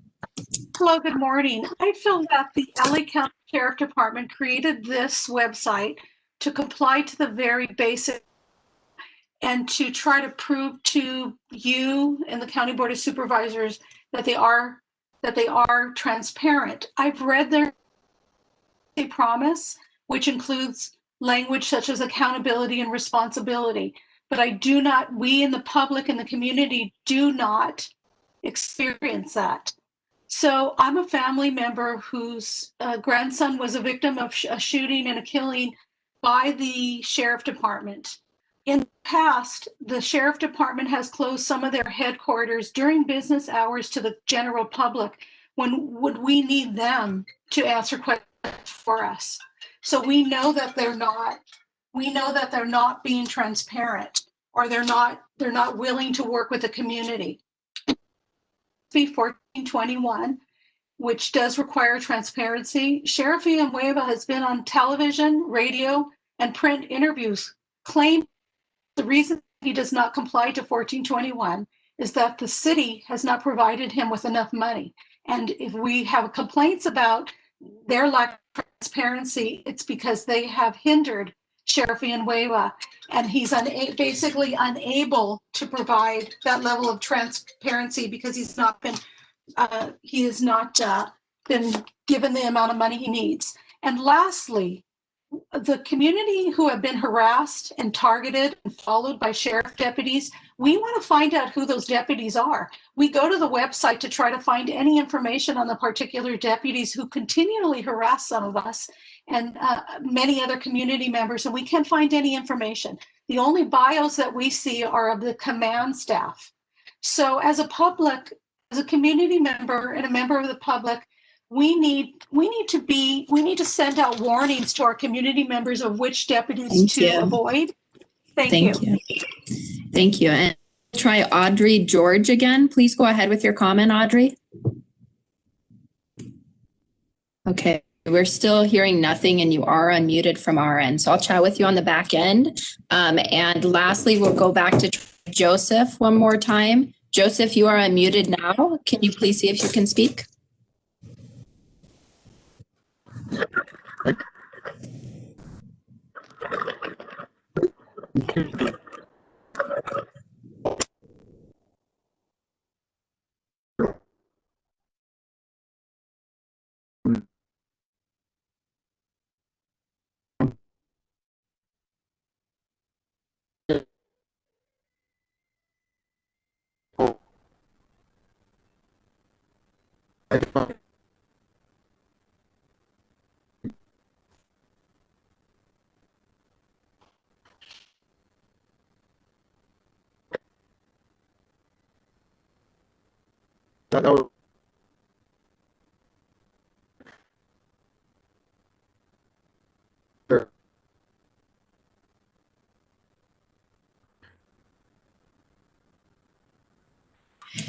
A little bit better, but I will be chatting with you on the back end, Joseph. So if you can open up your chat box, I sent you a couple of messages, and then we will move on to the last public comment is from Christina Gutierrez. Please go ahead with your comment, Christina. Unmuted. Christina, you're unmuted right now. Right now you're unmuted. Please go ahead and comment. Okay, hi. So my comment was in regards to two different things. For the public records request, my question was, why is there any exemptions at all as far as what they're allowed to withhold and whatnot? Because I really don't see that as transparent, especially if they limit and they get to pick and choose what information they want to provide to the people requesting it. it doesn't really make it public. And then as far as the inmates go, why isn't there like more being done as far as like the holding tank situation and like just the whole overall environment that the inmates are in? I don't feel like the Department of Health and Health Inspector or anybody goes and actually checks out those places, because they're disturbing to see like how you guys hold people and stuff like that. It's disgusting. Sometimes the toilets don't even work and you have like multiple people sitting in there. They're not really doing anything as far as the whole COVID thing to protect anybody with the whole 6 feet, let alone with like maintaining cleanliness and whatnot. So I wanted to know why that was. Okay, thank you. And that does conclude public comment for this item, Chair Rubin. Thank you for that. Yeah, I see Priscilla has her hand up, but I did want to ask Commander Marks, if you're still around, whether before this website was updated for the purposes of transparency, whether there were discussions with community members as to what might be helpful on the website, if in fact there really is a serious effort at transparency. So I don't know if that's something Commander Marks can answer. If he's still around, perhaps he can respond to that. Well, I can answer that, Captain Joe Mendoza. Yeah. I can say that we don't have a lot of personnel to do a lot of these things. Transparency does cost money, and I'm gonna just honest that over the last 6 months, about 50% of my staff has been cut. So what I'm trying to do is just put the best content with the records that are already available within the department and just provide that vehicle so that the public can see this information. So I really appreciate your feedback and your time being here. I've taken some notes and hopefully I can incorporate, some things in it from your perspective. However, part of the biggest problem on my end is I just don't have the personnel. Thank you. Priscilla, you had some further inquiry? Yeah, I was wondering whether you have published, so, there's obviously been a lot of interest in how the Sheriff's Department is handling deputy gang. And, the sheriff has made a number of representations that, there's a zero tolerance policy, individuals have been disciplined and so forth. And you're also, stating that there are efforts to try to be more transparent. But so my question is there a place you can point us on the website where we can view the documents that are publicly, that are allowed to be publicly disclosed regarding those disciplinary proceedings, regarding those investigations of deputies that are alleged to be members or to be involved with deputy gangs, and how discipline and whether discipline was imposed. We've heard from the OIG, Mr. Huntsman, that his office has not been able to independently verify claims that deputies have been disciplined and to what level.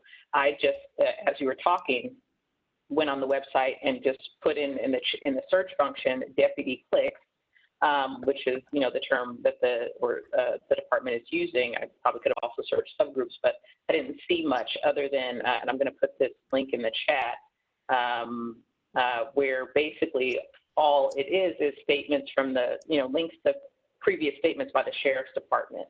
So I'm wondering if you can point me to a place where the public, if they were so inclined, could read more about the investigations into deputy cliques, gangs, subgroups, however you want to label it on the website, any discipline that was imposed as a result, and actual evidence rather than summary statements from the Sheriff's Department or from the sheriff himself. When the sheriff sends a message out, when investigations are concluded, and he speaks regarding any subjects, we put him on there whenever he speaks, just to the public can see for themselves what the sheriff said. There is a transparency on the transparency promise. There is an employee discipline tab once again, we don't publish and come up with these documents. All we do is take the documents that are already created and we put them on the website.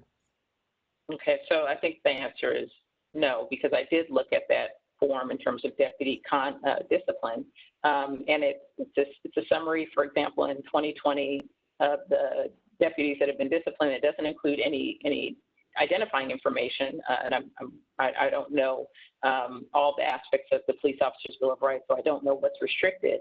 But I think also there are a number of deputies that were discharged for very serious offenses, but there's no supporting documents. There's no information about the particular deputy that was discharged. So again, there's not much. There's a lot of information that you're posting, but it's not the information that's most helpful to those of us who are interested in this information. And so, when we think about, many of us are lawyers, and when we think about practice and we're in the process of discovery, oftentimes we'll get something called the information dump.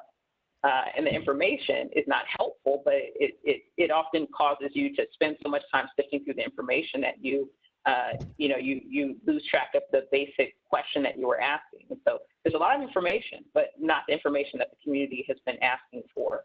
And so I hope that you'll take the comments that folks have been making, both from commissioners and the community, to heart in terms of what people actually want to know, rather than sort of putting a header that says we're addressing deputy clicks without providing supporting information. My other question is if you all will be providing, if there's a place on the website where anyone can find information about the current population of people who are incarcerated in LA County facilities. So if I wanted to find out, from 2 weeks ago, how many people were inside the facilities, what the charges are, whether they're being held pre-trial, is there a place where I could find that information on the website?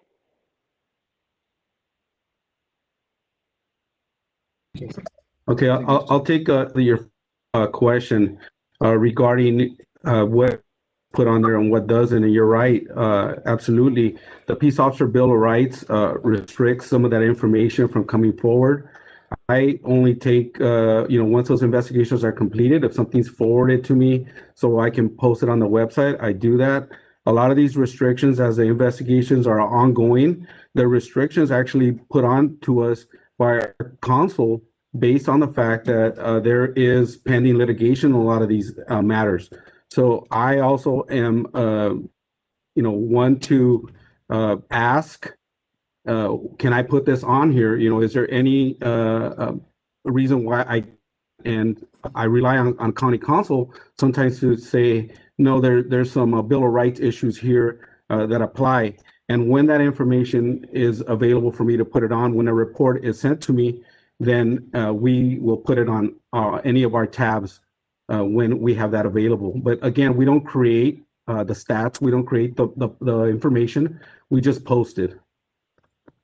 And so for the things that you can't publish, but of course we still think transparency and accountability is important even if you can't publish it. We do have mechanisms for things to be confirmed, and one of them is the OIG. So I'm wondering if the department would be willing, for those areas where you can't make something public, to allow the OIG to independently verify the claims that you're making about, for example, deputy disciplines of deputies that have been found to be involved in deputy gangs. The OIG has said he hasn't been able to independently verify, and you're saying that you want to be transparent. So I'm wondering if you all could come up with some kind of agreement so that the OIG can, in fact, verify the claims that you can't publicly disclose on your website. Yes, I think that's out of my purview. I will take that back to the sheriff, and I'll take much. Can you answer my second question about the population, where we can find statistics about that for, say, 2 weeks ago? Is it possible to get more real-time information about the population of our jails? Is there a link where the public can view that? I guess I'm asking if you could direct us in the public to where we can find that information. We don't have a link on that currently.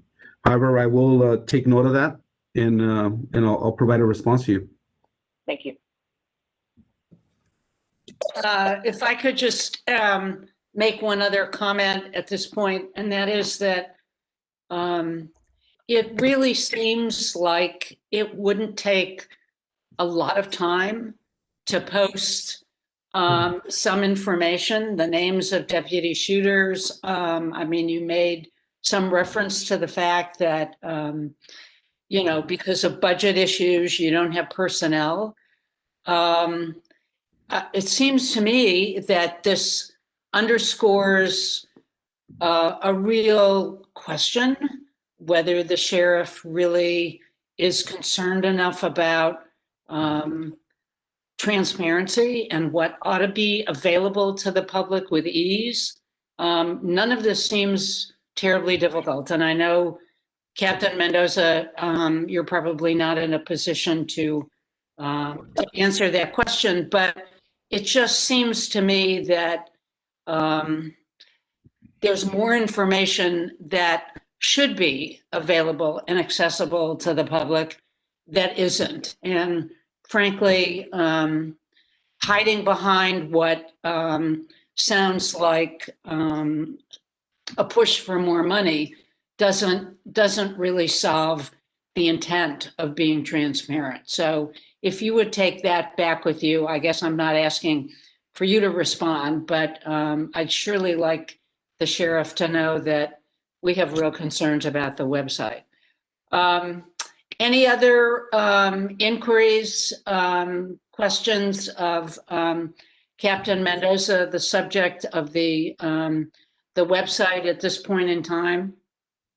If not, I don't see any hands up, and I think that this is an appropriate time for a 15-minute break. So Jennifer, if you would, let's see, it is now. We'll come back at, Go ahead. We'll come back at 11 o'clock then. Excuse me, I have one thing. Captain Mendoza, please go ahead. Just one thing. I know that there was a few things that we spoke on. I would be getting back to you on, so I will be doing that in a written format, and I will those issues. And I want to just thank you for your time. Thank you. Thank you. Okay, we'll recess until 11 a.m. Thank you, everyone.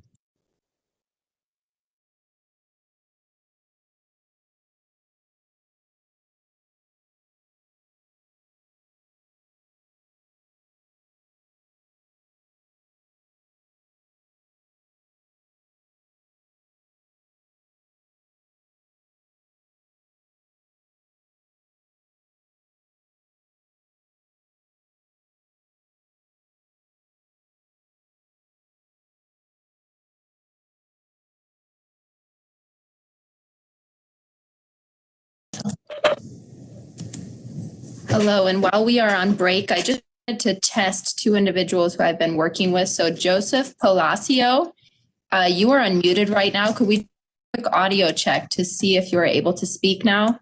Joseph Palacio. Okay, perhaps you're not at your computer right now. We'll come back to you. And then Audrey George. Audrey, you are unmuted right now. Can you hear me? We do hear you now. Wonderful. Thank you so much, Audrey. Awesome. Thank you. Okay.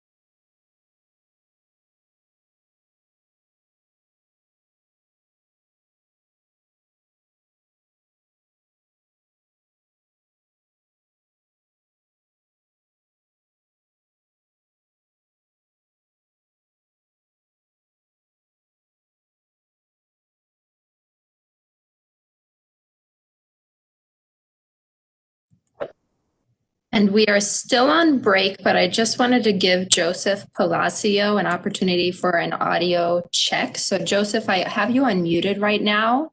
Can you say hello and see if we can hear you? Yes, I can hear you. I don't know if you can hear me. Much better. Wonderful. I'm glad that we got you connected. So during your next public comment, we should be able to hear you perfectly the entire time. Okay, sounds good. Thank you very much. No problem. Thank you.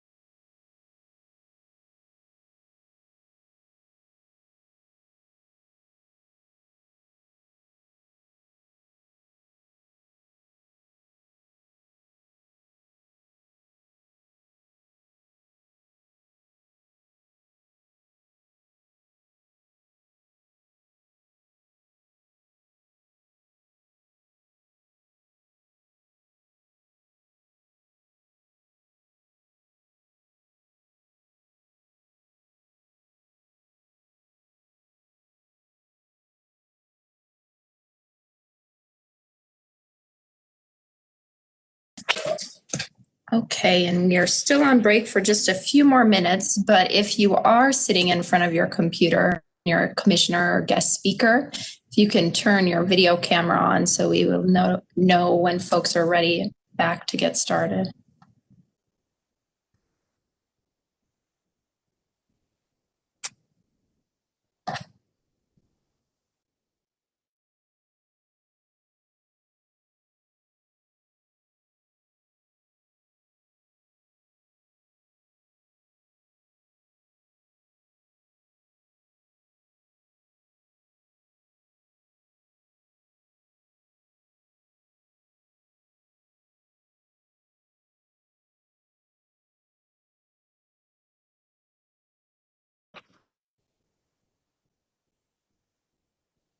Just another quick announcement. If you are back in front of your computer, please turn your video camera on so we know when people are ready to get started.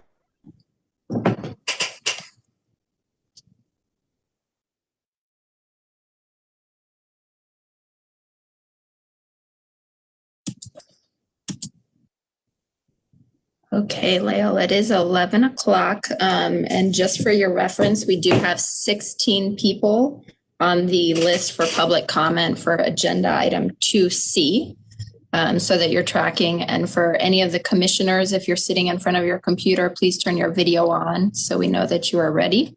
And you can take it away, Chair Rubin. Okay, thank you very much. We now move to agenda item 2C, discussions regarding the Sheriff's Department budget. During our last meeting, we had a discussion regarding the budget.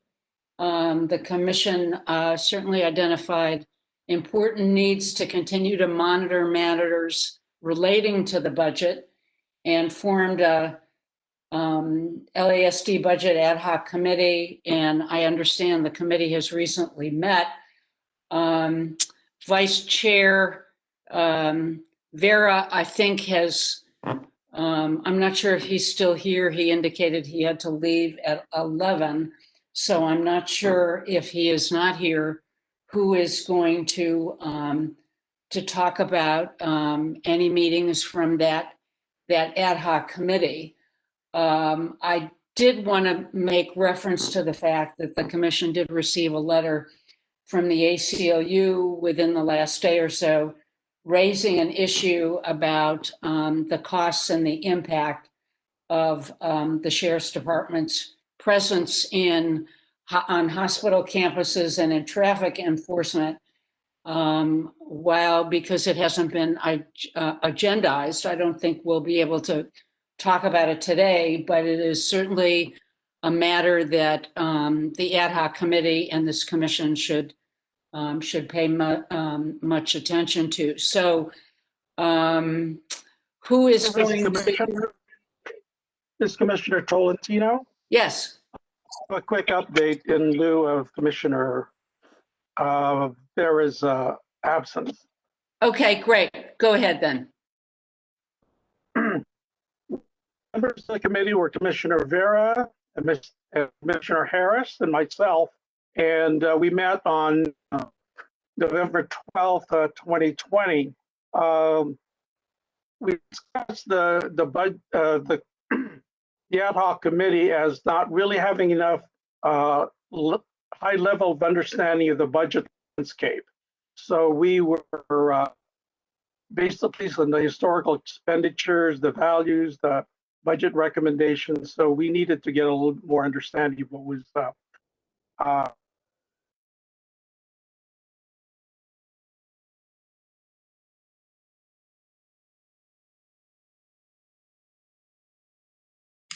And it does look like you've been muted, Casimiro. Let me check. Okay, continue. Am I on? Yeah, you're back on. I'm not sure what happened. Not all the way, but we'll leave that up to the chair. Okay. The priorities that we were focusing on are mental evaluation teams. We only have about 33, and our goal was supposed to have 60 settlements. We've had several large settlements recently.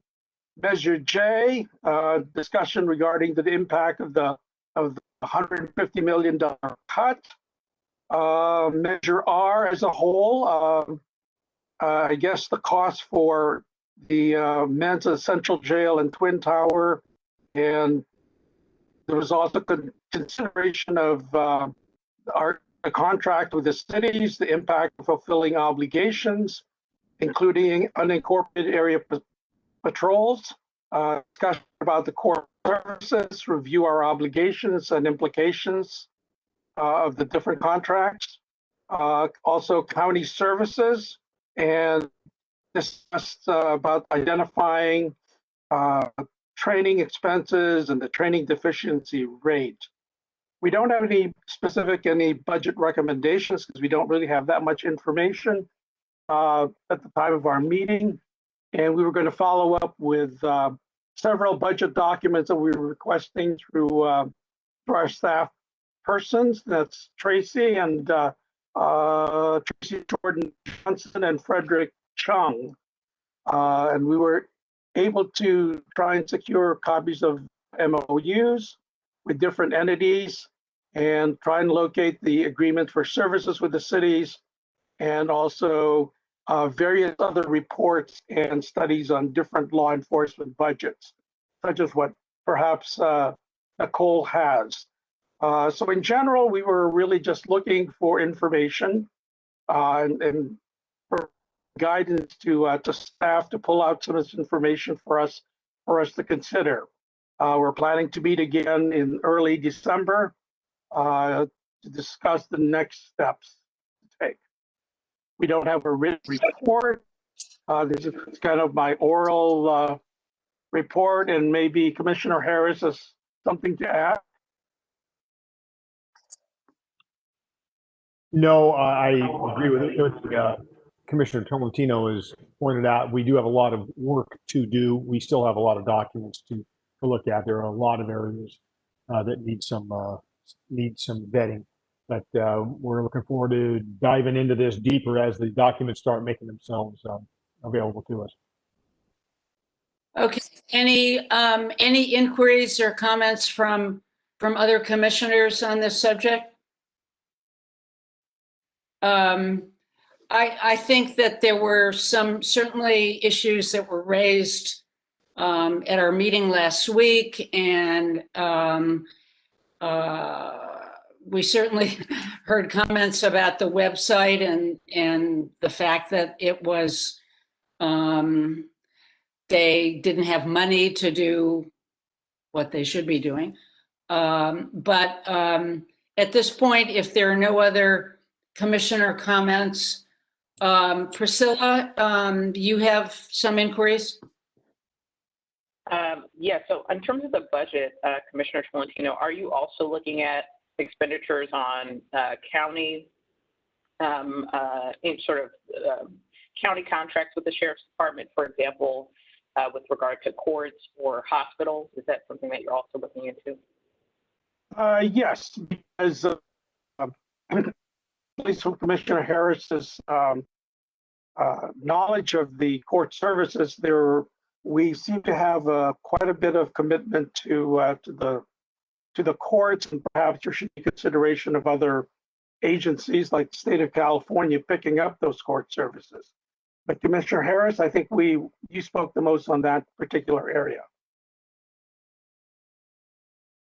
Yes, and we will be looking deeply into that. And I understand, based upon the letter we received from the ACLU, that there's some deep concern about the contract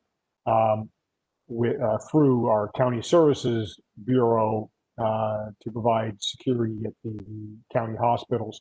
So we'll be looking at that also. So all contracts are sort of on the table to have a look at, but specifically the court services one causes me some concern, and as does, based upon the recent events at our county hospitals, we may want to take another good hard look at the wisdom of continuing on with that type of a program. So we're looking at the whole thing.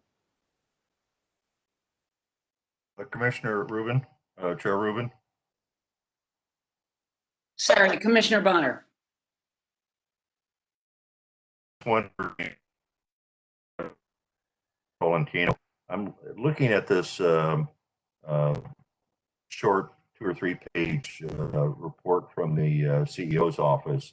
It indicates that that of the total deputy positions, first of all, it indicates that a deputy generalist position salary, benefits, and everything thrown in is about $208,000 per annum. And then I'm looking down at the line of sworn deputies, and I see that there are about 4,400 deputies that are assigned to patrol. And there are about 2,700, almost 2,800 that are assigned to custody. So that's almost 3,000 deputies assigned to custody. I'm wondering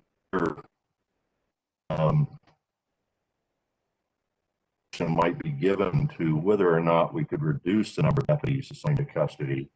About 2/3 of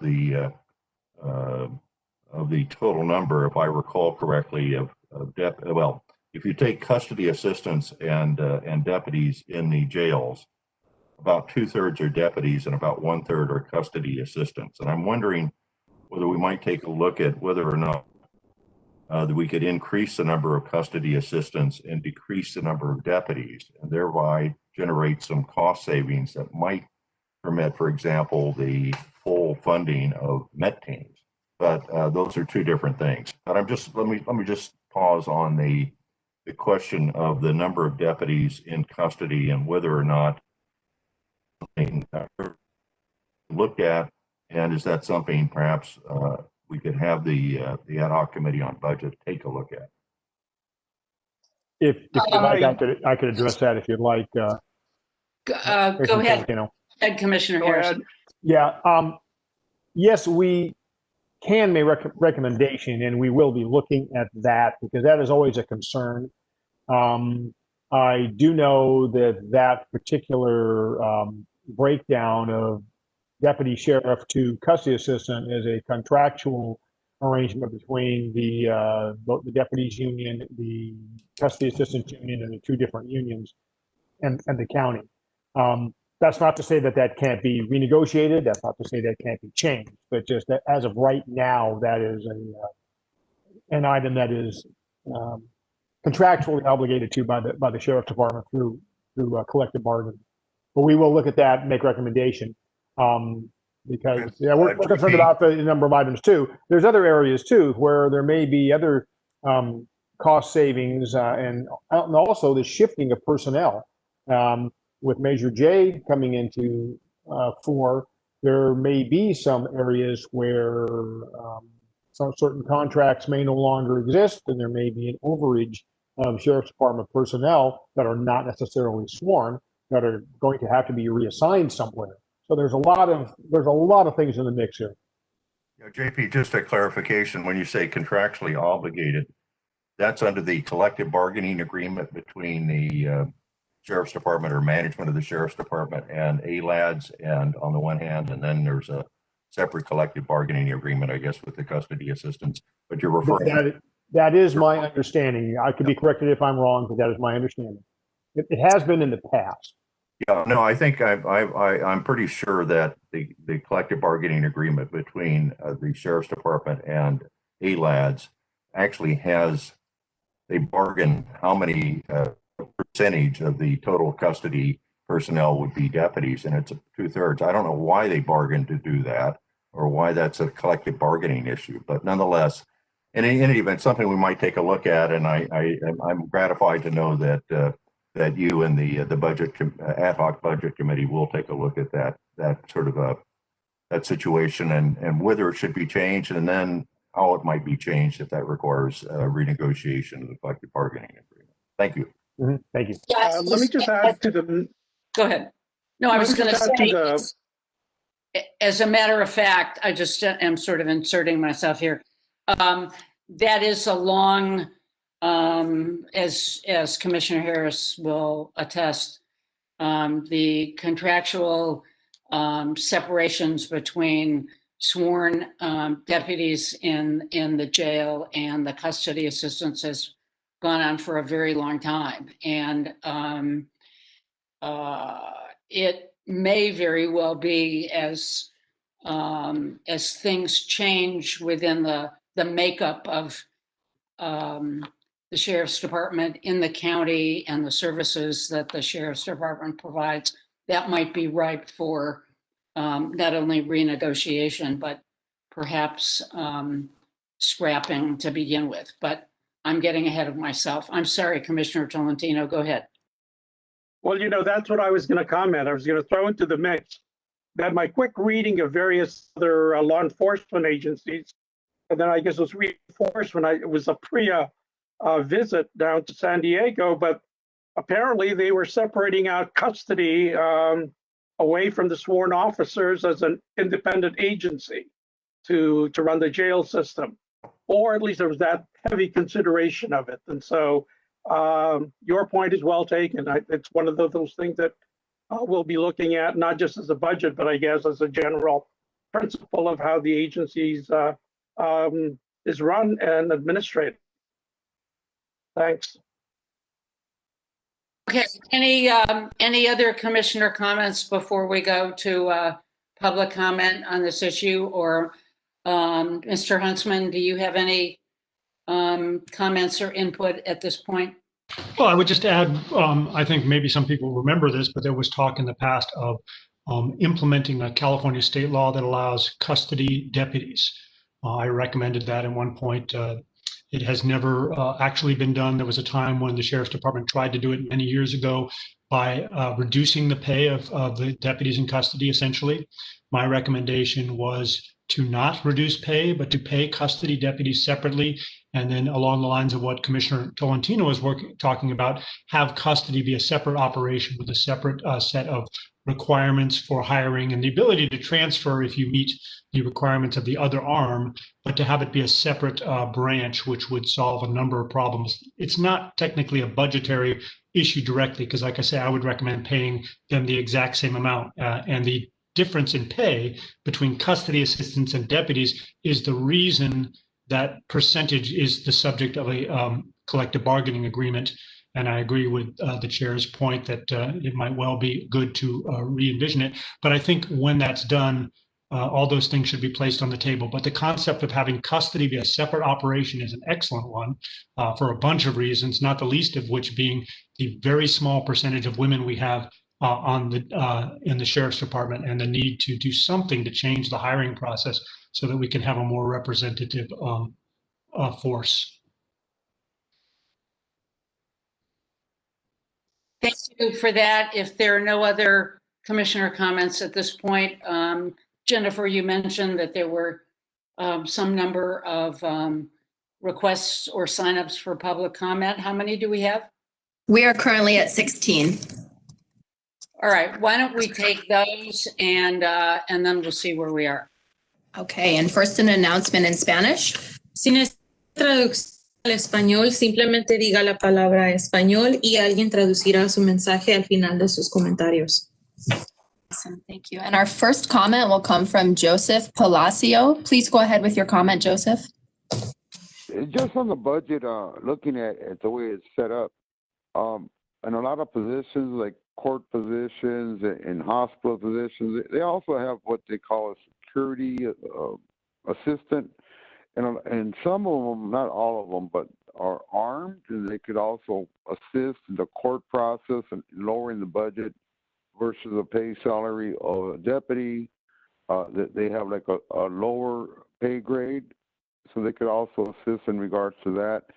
And I notice, especially in custody, they're very, say, top heavy, where they have a lot of sergeants and captains and lieutenants, and even to reduce some of that to make it fiscal sound to operate, the jails and stuff like that. But yes, they could also hire custody assistants, and even like the state did for a while, on minimum jails, they also could privatize the jail, which is have a outside entity, a security firm, work on lower risk individuals, and kind of privatize it where it's less, it costs the county less, or it costs the sheriff department less.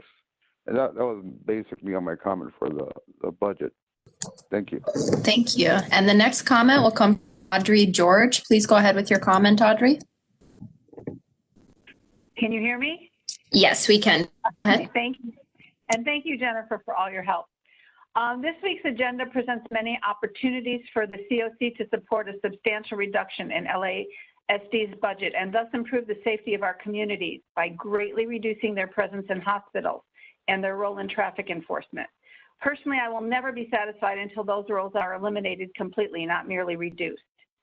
The recent unnecessary and outrageous LASD shooting of Nick Burgos at Harbor UCLA, resulting in his death, a patient having a mental health crisis, reveals what we already know, that LASD's presence in the hospitals erodes the community's trust and creates enormous harm. A county medical campus should be a safe haven for our community members, never a death trap, as happened when medical centers are spaces of law enforcement contact and criminalization. Now is the time to continue decarceration and invest in ATI programs. I oppose increasing the budget of a department that has proved unwilling to manage their current responsibilities and that ranks #1 among all counties in this country in brutal, excessive, and fatal uses of force. We demand the COC support investment in life-saving strategies as noted in the ATI report, which calls for LA County to minimize law enforcement responses and to ensure behavioral health responses for individuals experiencing mental health challenges. Now is the time to step in courageously to reimagine public safety in Los Angeles. Thank you. Thank you. And the next comment will come from Eric Chevron. Please go ahead with your comment, Eric. Hi, can you hear me? Yes, please go ahead. Thank you. Yeah, so I'm just uplifting the name of Nicholas Burgos, whose life stolen from him by the LASD, who's having a mental health crisis and was killed by the sheriff's department. So I just wanted to start my comment by saying that I'm sorry for his family and this should never have happened. I am grateful for the commissioner's step last month. We have to give them props for publicly calling into question the leadership of Sheriff Villanueva and the holding the vote of no confidence, but we have to keep pushing. Any attempt is not enough. We have to keep going with getting him out of here. As the county and communities across LA continue to show how LASD's history of excessive use and extreme violence, it is now needed to center the community even more. The LASD has been entrusted with a massive responsibility to enforce the law fairly, enhance the public trust, and manage the world's largest jail system. They cannot do this. They must be abolished, as shown by their use of excessive force, violence, and lack of transparency. Commissioners, we're requesting that as you go into this budget, you examine the cost and impact of the LASD's presence in the county medical campuses. We ask that the commissioners consider recommending to the board resources currently designated for the 3 county hospitals, including Harbor UCLA. They should be reallocated and funds reinvested into efforts to expand community and hospital-based non-law enforcement crisis response. Non-law enforcement. The communities continue to struggle with the violence and resulting deaths at the hand of LASD. Every time the sheriffs are involved with something, they escalate and violence ensues, especially to Black and Brown communities. This must be reinstated every time. What is needed are life-affirming services, not death, but life. LASD has proven to be ill-equipped to provide support that de-escalates, assuring public safety and connects their loved ones to resources. Thank you. Thank you. And Genevieve Claverall, I see that you are in line, but I'm unable to unmute you. If you open up your chat, I will try to work that out with you on the back end. And our next speaker will be from Paul Kriebel. Please go ahead with your comment, Paul. Okay, thank you. Can you hear me? Yes, please go ahead. Okay, thank you very much. My son is in Twin Towers. He's eligible for mental health treatment under AB 1810. He was evaluated by a psychiatrist and the report was submitted to the court. And the court's major concern was that he be placed in a treatment facility that was secure. The problem is there are very few treatment facilities, 1, and 2, very few that meet the security levels of the court. So my question is, does the sheriff's budget contain money to attempt to implement AB 1810? And if not, can you budget for this? Can we look at Measure J money? The other issue is the issue of having secure mental health treatment facilities.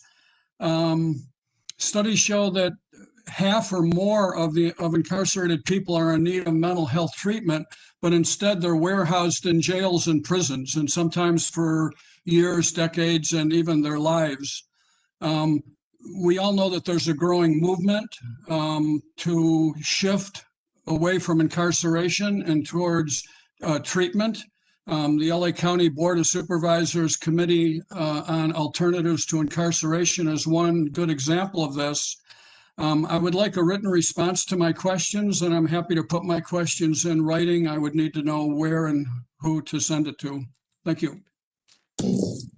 Thank you. And a general announcement, you can send all questions or comments to cocnotify@coc.lacounty.gov. That's also posted on our website. And the next public comment will come from Mark Anthony Johnson. Please go ahead with your comment, Mark Anthony. Good morning, commissioners.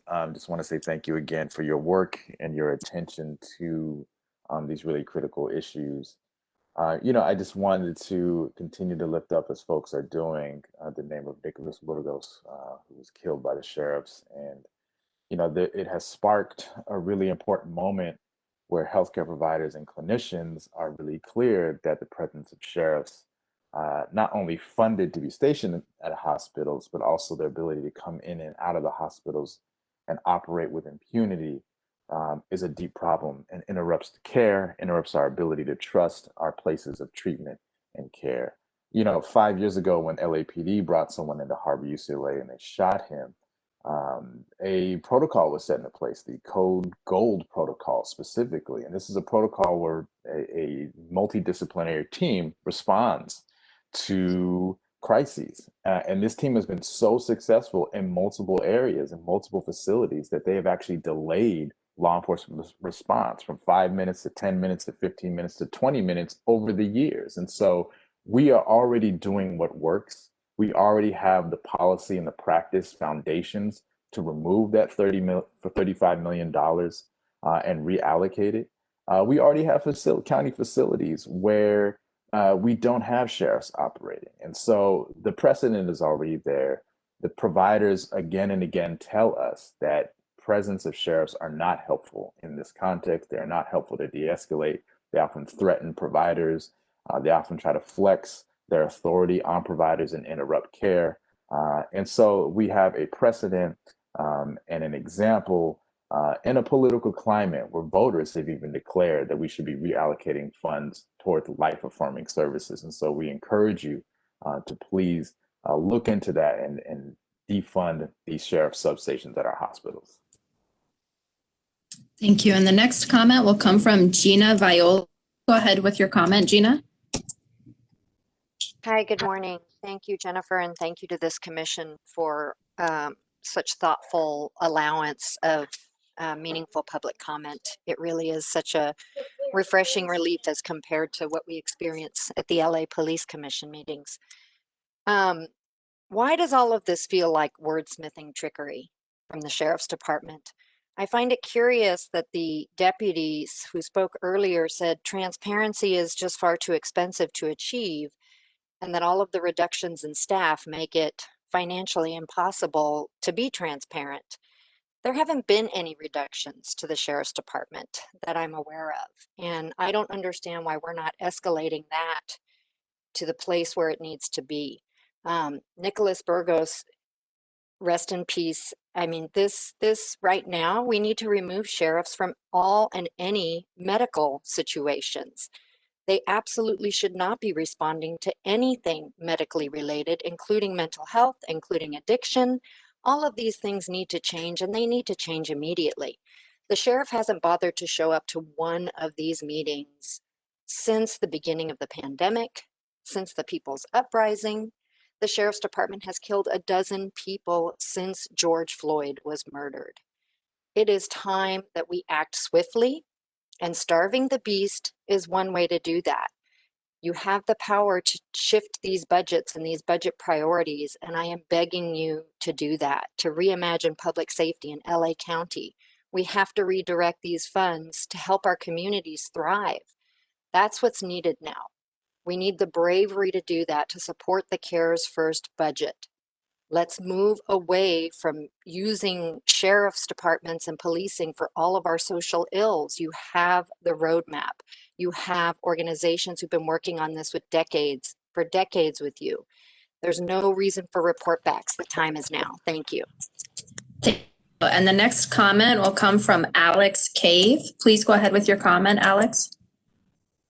Thank you so much. And I'm so grateful for the committee to have listened to the will of the people and voted no confidence and called into the question the leadership of Alex Villanueva and his corrupt culture of violence and harassment.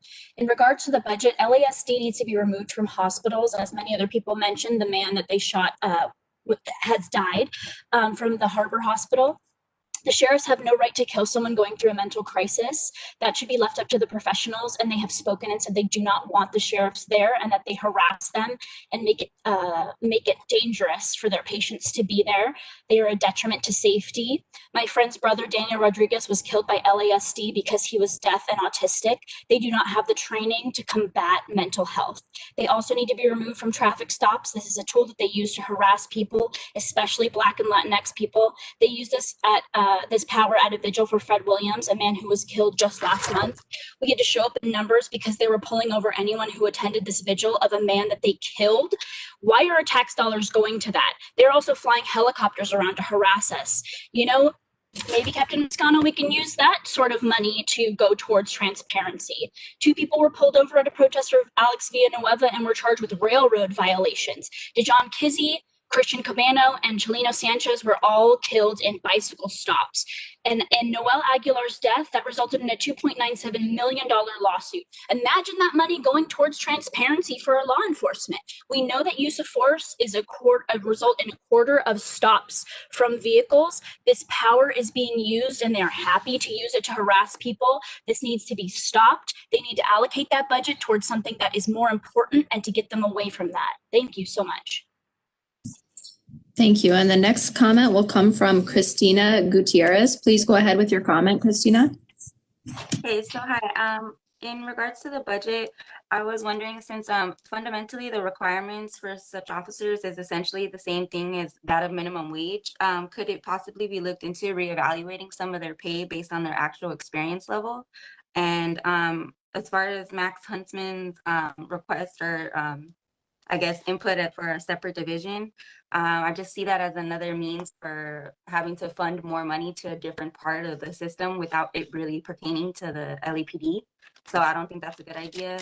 And then if the hospital presence issue is, obviously we don't want, you know, sheriffs there with guns and violence and that being the answer, why not deduct that entirely and just implement security companies that are unarmed, since that seems more ethical and like more responsible.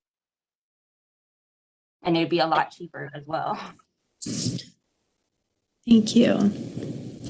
And the next public comment will come from Victor Robles. Victor, please go ahead with your comment. Yes, hi. Can you guys hear me good? Yes, we hear you, please. Yes. My question is regarding the EVI budget. It came to my attention that there was no money available to provide life skill classes in the facilities at Pitches Detention Center, such as court order courses, as anger management, substance abuse, domestic violence, and these classes were eliminated from the facilities. And I was told that there was no money to provide these classes. But when EBI extended the CTE contract with 5 keys, they eliminated these classes and created 8 computer classes to replace the life skill courses that are mandated for some of these students in the facilities. So my question is, if there's no money to provide life skill courses to these students, to the inmates, how is it that they were able to provide or offered 8 computer courses So by then eliminating courses that the students need through court and all that is affecting the image or the students and their cases. So I'm asking the committee to look into that. Why is that you eliminated courses that these students need and created 8 bogus computer classes? Thank you. Thank you. And the next comment from Andres Kwan. Please go ahead with your comment, Andres. So since George Floyd, people mentioned this, LA Sheriff deputies have killed at least 13 Angelinos, almost all Black and brown men, including John QZ, Andres Guardado, Fred Williams, Nicholas Burgos. And by the way, you should use your subpoena power if you have to get to the bottom of all these killings. And I just want to say that in addition to the expanded financial liabilities payouts here, Sheriff Villanueva's Trumpian leadership and management have led to the largest ballooning deficit ever, all the while we're facing an unprecedented pandemic and fiscal crisis. And so reimagining public safety is really the only way forward to stop these killings that truly devastate families and their communities. And we must keep pushing our Care First and ATI model, which LA County voters have resoundingly supported through Measure R in March, Measure J just a couple of weeks ago.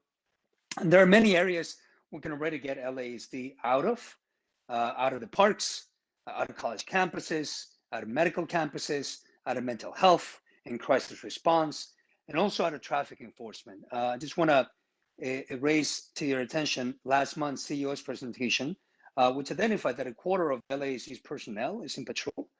And about 70% of people LASD have stopped have been for traffic violations, and many of these for non-moving violations. And we all know that these stops have led to brutalization and death, and we know who it disproportionately impacts: Black and Latinx people.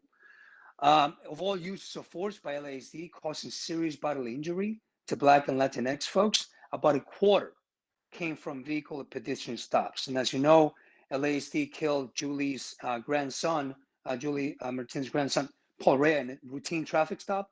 Ryan Twyman while sitting in his car after they tried to open the rear door. More recently, the John KZ. And the LA Times identified 15 other times when a bicycle stop led to officers shooting someone in LA County. So here's the thing. We don't need to keep letting this happen.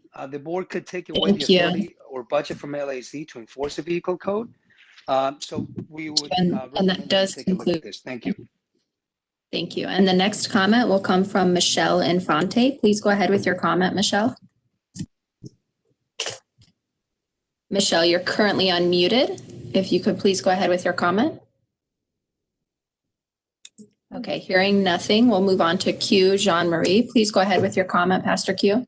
Yes. As we reimagine public safety, we've got to reimagine and reflect on the value of life. Jesus once said that the people were not created for the Sabbath, but the Sabbath was created for people so they can rest, right? And so the law is not created for the people are not created for the law. The law is supposed to be created for the people so they could have safety.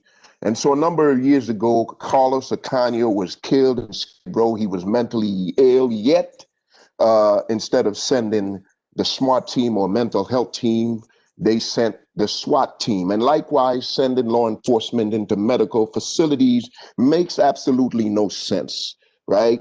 What law is law enforcement enforcing with a mentally ill person?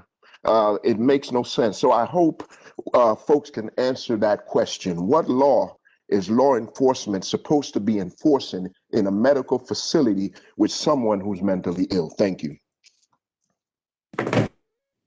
Thank you. And the next comment will come from Mary Rachel Gardner. Please go ahead with your comment, Mary. Hi, thank you. I'm going to do my best to get all my points across because it's a lot to address. And again, I want to thank the commission and everybody on the committee for staying organized with everything. And I know these meetings only happen once a month, and you're doing your best to still address previous matters. So again, my biggest thing is mostly the unincorporated county. I know that there's one in the city, but we cannot ignore the unincorporated county. There are a lot of families and a lot of amazing neighborhoods growing and trying to thrive. I've noticed a major and suppression going on because, and it really starts with the East LA station. And they're all under Villanova. Gas.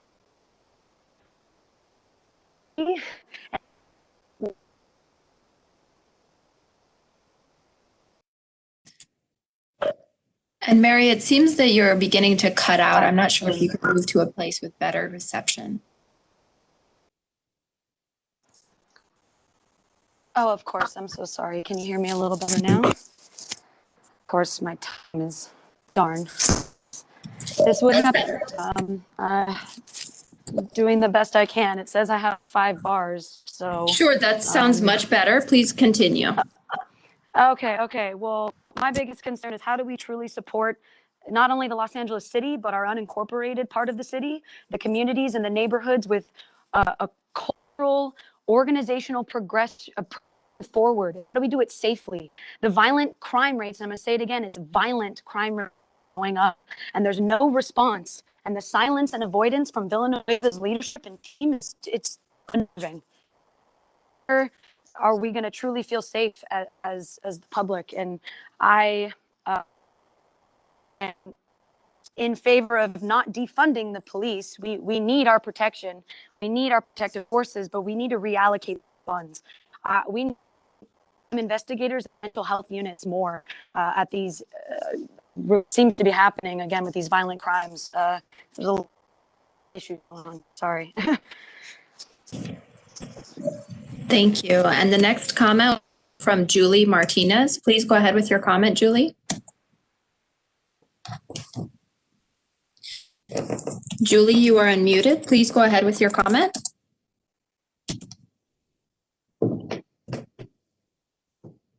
Okay, we will move on to Tamara Kay since we were unable to hear Julie. Tamara, please go ahead with your comment.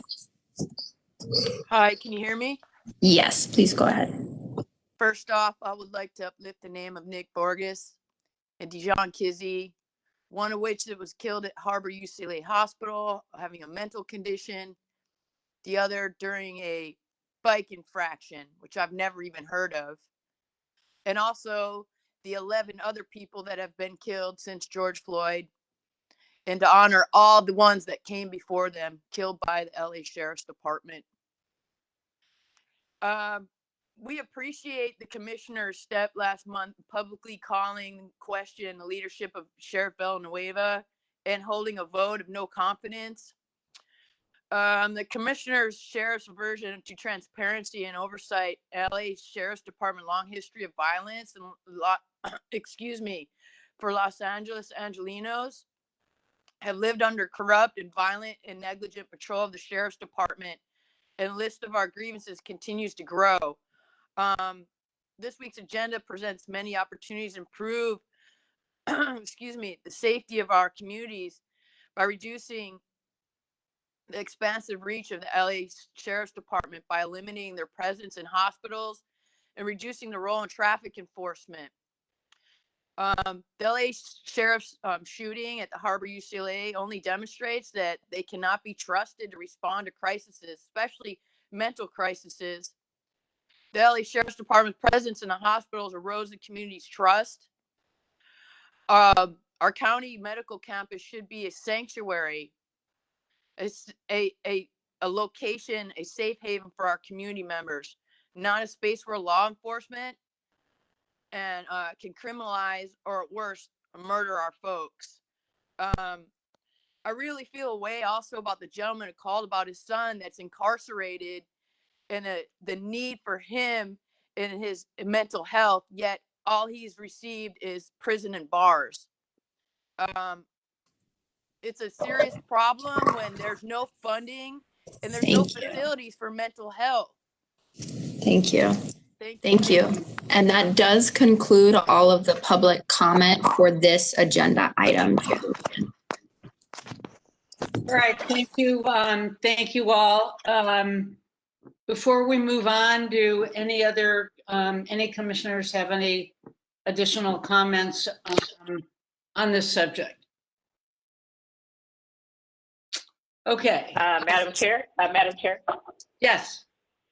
Yes, I have a comment. I just want to note that we have another committee, Measure R, ad hoc committee that is also looking at recommendations regarding the sheriff's budget, particularly as it relates to our jail population and how we handle mental illness. So I want just to remind the public that we are looking at ways to reform the sheriff's budget. And over the next few months, as we get more support from the Board of Supervisors to do our work, we hope to have more public engagement where we can hear the concerns of the community and people who have been directly impacted.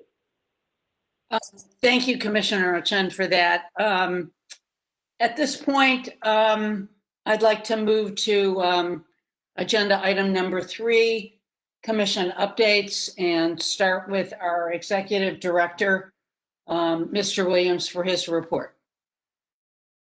Thank you, Madam Chair, members of the commission. First, I just wanted to again thank Commissioner Vera for his service to the commission. He was here when we first started, and he showed tremendous leadership on our immigration reports that we have done, served as vice chair of the commission, and personally has become more than a commissioner, but a friend over this past year. So I want to wish him the absolute best, and we're looking forward to whomever Supervisor Solis chooses to replace him, but it's going to be big shoes to fill. I also look forward to going to his confirmation hearing when he's nominated for the Supreme Court in maybe 5 or 10 years, however long that just might take. So thank you again, Commissioner Vera. A couple of motions occurred at the Board of Supervisors over the past week or so. I just wanted to bring to the attention of the commission once again. One, the board voted last week to explore the possibility of either recalling or appointing a sheriff here in Los Angeles County. As part of that motion, they did request that the COC, the executive director, participate in that process, and I'll be participating in that process along with County Council and the OIG. I will keep the commission advised as to how we go about that business and what the ultimate outcome of that report will be, and you'll certainly get a copy of that report. Secondly, there was a motion that was proffered and approved by Supervisor Solis concerning our actions involving Measure R. Commissioner Ochen just mentioned that the Measure R subcommittee is taking a look at the Sheriff's Department budget. But I just wanted the public to know, the commission to know that we are absolutely mindful of our requirement to produce this public safety realignment report. Measure R required us to do that within 7 months of the passage of the report, and we didn't meet that deadline. Of course, part of the reasons for not meeting that deadline was intervening pandemic, resource issues, and unfortunately, Measure R did not come along with a resource allocation. So we're looking at what resources are going to be necessary for us to complete this report. We're working with other departments within the county, the ATI group, ODR, and other departments who are already doing much of the great work that needs to be done. But we hope to make some significant progress with this report over the next several months. So we're excited about that. At our last meeting, I did not have the opportunity to introduce our newest staff member. I know he's not on today, but you all will probably hear from Frederick Chung sometime in the near future, but we're excited to have him on staff. And he's already jumped in full-fledged and is working on a number of projects. So with that, that concludes my report. Thank you for that. Before we move on to the Inspector General's report, any commissioners have any questions or comments of our Executive Director? Yes. Yeah, thank you. I wonder if Mr. Williams could give a brief update on the status of the petition on behalf of the Civilian Oversight Commission regarding the seeking an order to cause to compel the sheriff to comply with our subpoena for him personally to attend and testify before this commission with respect to the policy level decisions and handling of the COVID-19 issue in the county jails. Just looking for a brief update, status report. Perhaps that's, if Mr. Williams could give that, I'd appreciate it. Sure, and I know we also have county counsel who's on the call as well, Alex Zuderwig. But that matter is set for a hearing tomorrow here in the LAS Superior Court. We did respond through our outside counsel who's been provided to us by county counsel to the petition that was filed by the sheriff, and that hearing is going to be tomorrow. So I don't suspect that we'll get an answer or a decision from the judge tomorrow. I suspect it may take a few days, but as soon as we get that information, we'll forward that on to you. I'm not sure if she has anything else that she might want to add to your question, Commissioner Bonner. No, Alex, do you have anything to add? No, I do not, Commissioner Bonner. Brian is correct. The hearing is tomorrow, and we will, of course, keep everyone updated as to what happens. Thank you. Any other commissioners have any questions for Mr. Williams? Yes, Commissioner Chen. Has there been any follow-up to the advice given to the commission by county council regarding independent representation? I know that I'm going to put Commissioner Kennedy on the spot. Commissioner Kennedy circulated a document, I think, to the executive director, pointing out problems with the legal analysis. And I believe Judge Bonner also raised similar concerns. So I'm wondering, has there been any further interaction with county council? So county council, if you can respond, or Mr. Williams, if you could respond. I mean, I can make some comments, and anybody else want to respond. I think we are in the midst of continuing to look at this, and we will hopefully have some clarity by the next meeting. I don't know if Mr. Williams, if you want to respond, or Alex, if you want to respond any further than that. I would just echo what you stated, Commissioner Rubin, that we have been working with county council. We had a small group of commissioners who met with the acting county council to discuss this issue, and we are requesting another meeting with county council. We did provide county council a copy of Commissioner Kennedy's memo, but it's an issue that we're continuing to discuss with county council. Hopefully we'll have some resolution to it, as Commissioner Rubin stated, in the very near future. Thank you for that. Mr. Huntsman, can we have your report, please? Thank you. I'll ask two staff members I have here to turn on their video and get ready to answer some questions. Valencia Boyd and Krithika Sudavan, who will, at the end of this, answer any questions you have about the quarterly report. But before I get to that, I want to talk about the end of the year, because next month you may work on administrative matters as you have in the past. So we're very close to the end of the year, and I want to talk about where we're at as a result of that.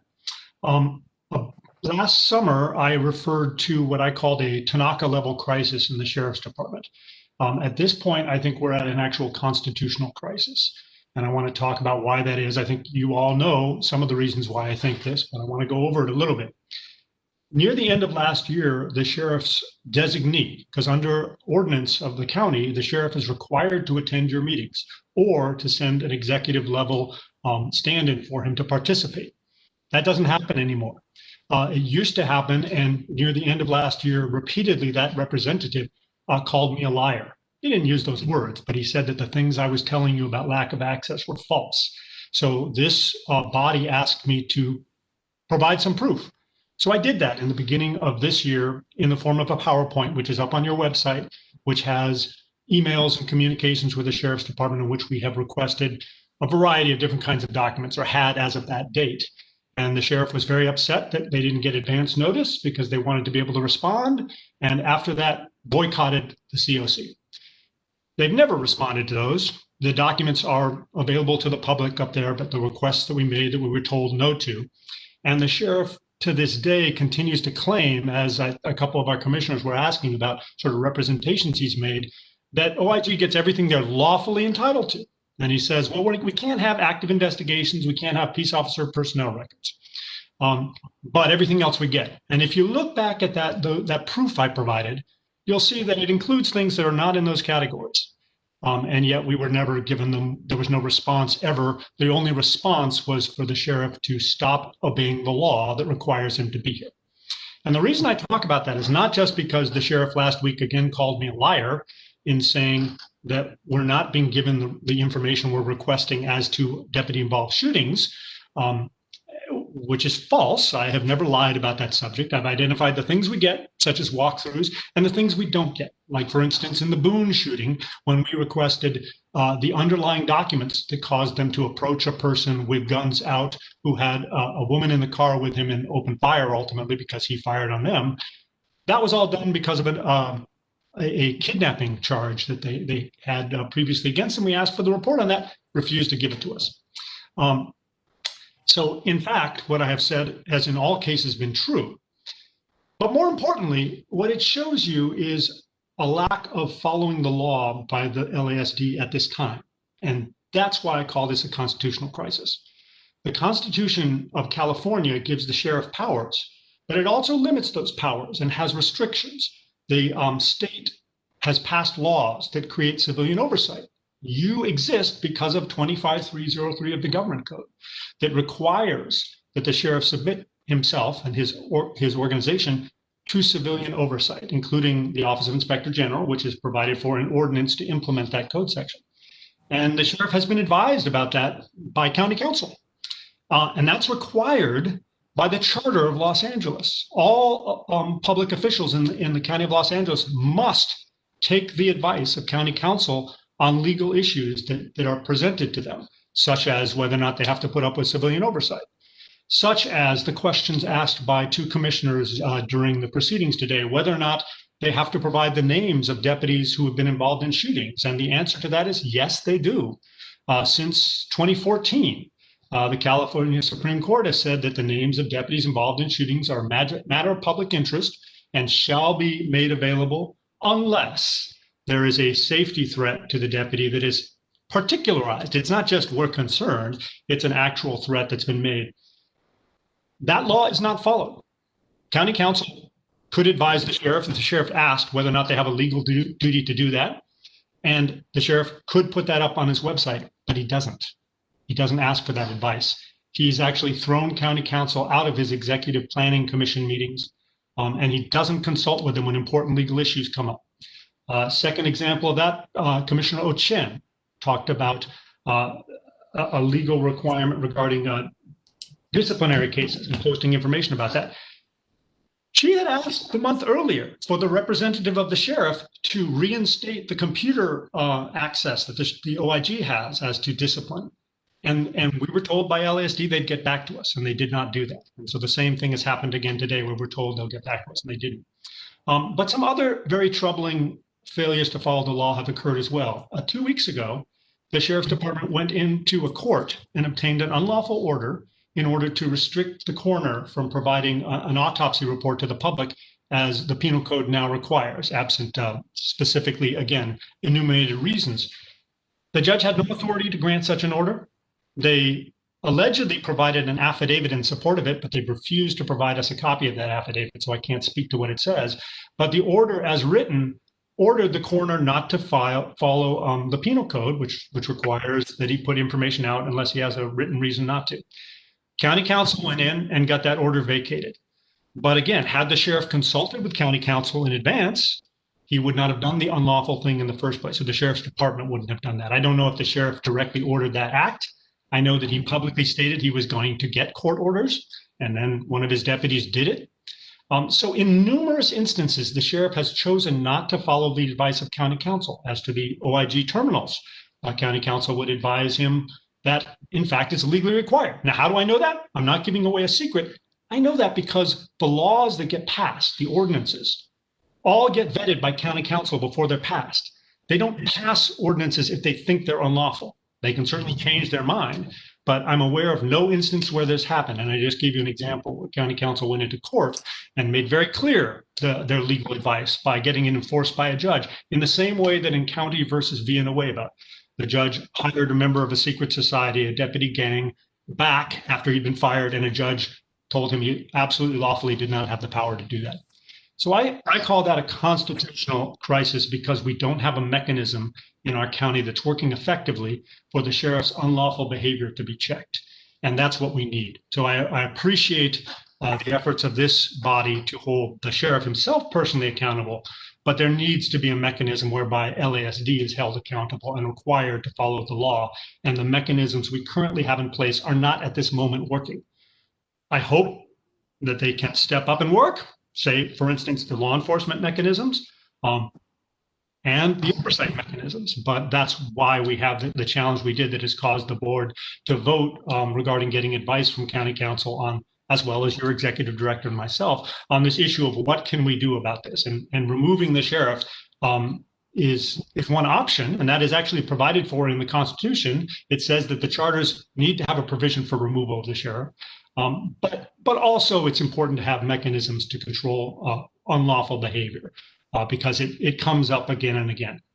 Now, having said that, because I think that's the big picture problem we're having here, the attack on oversight is terrible. The failure to allow external investigation of police shootings is terrible. The fact that we have deputy gangs continuing to grow, the best information we have is the Banditos have reached a number of 100 and had an inking party recently to add at least one more member. I don't know, because it's all kept under a veil of secrecy. As you know, I have a report on my website about the failure of the department to follow its own rules in allegedly investigating the Banditos.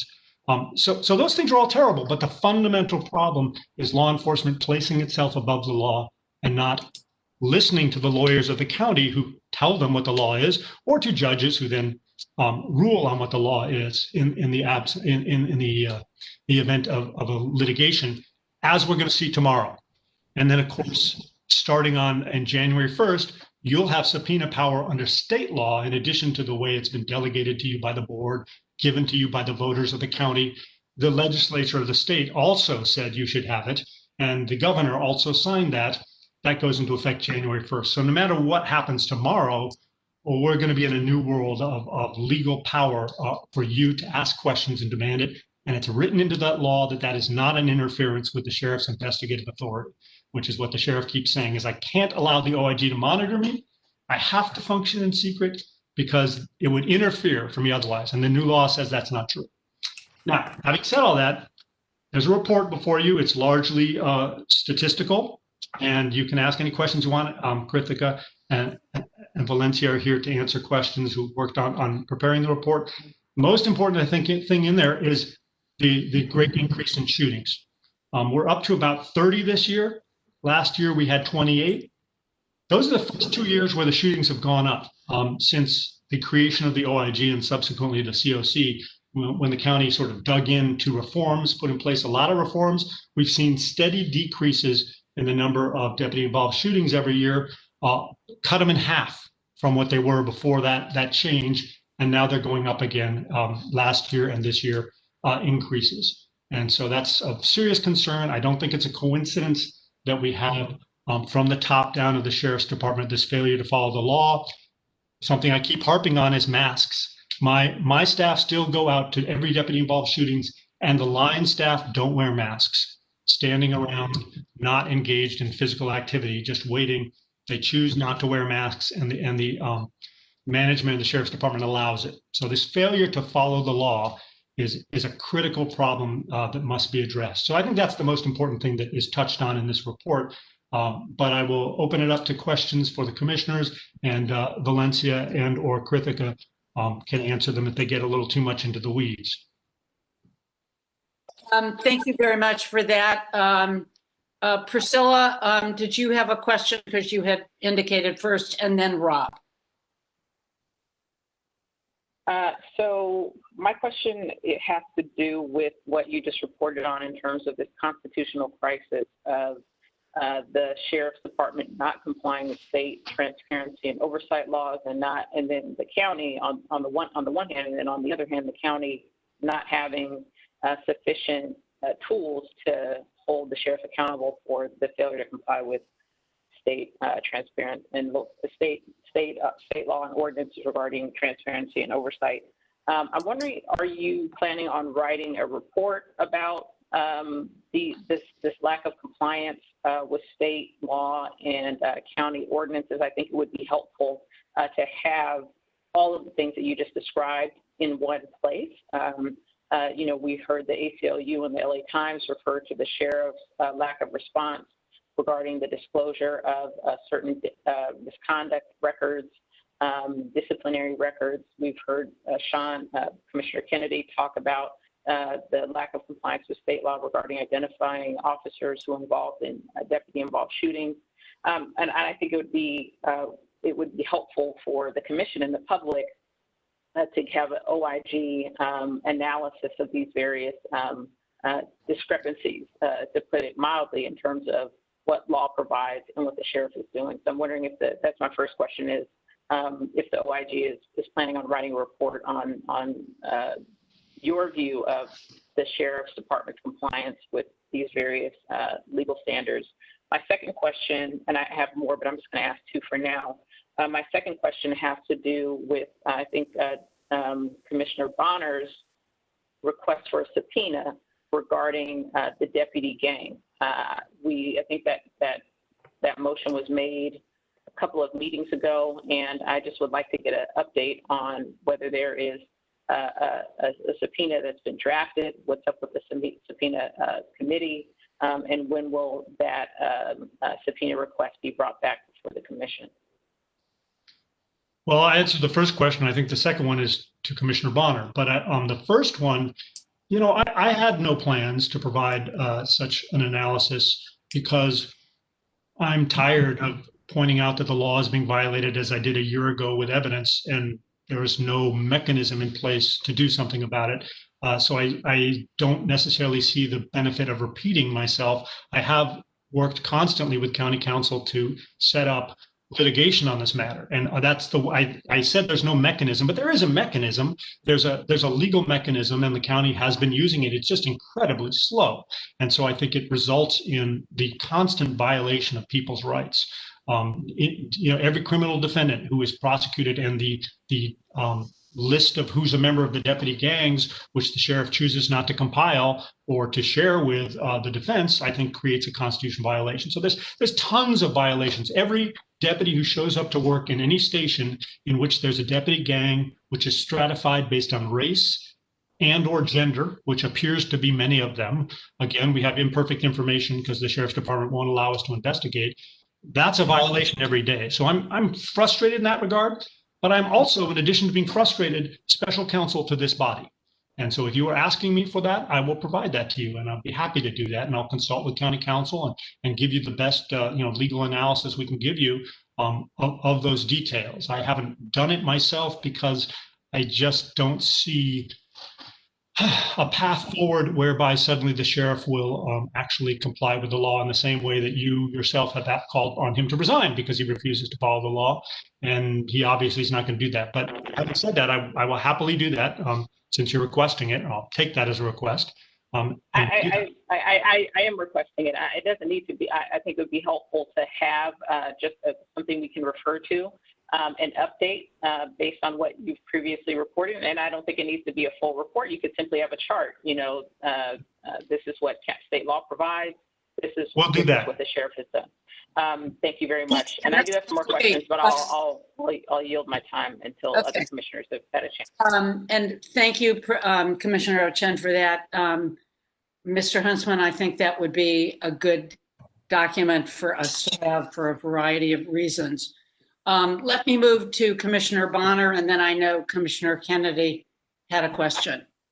Yes, thank you, Chair Rubin. I have a couple of questions on the quarterly report of the IG, but before I get to that, let me just respond to Commissioner Ochen on the.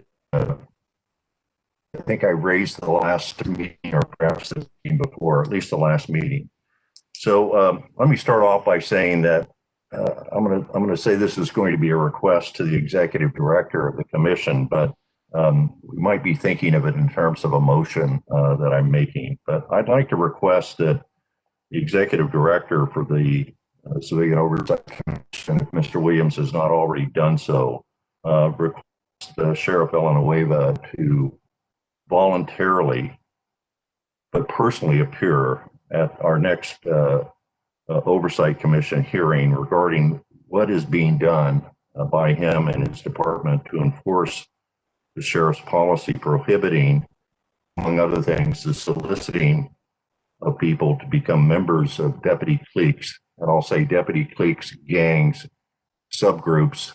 I'm going to call them deputy cliques.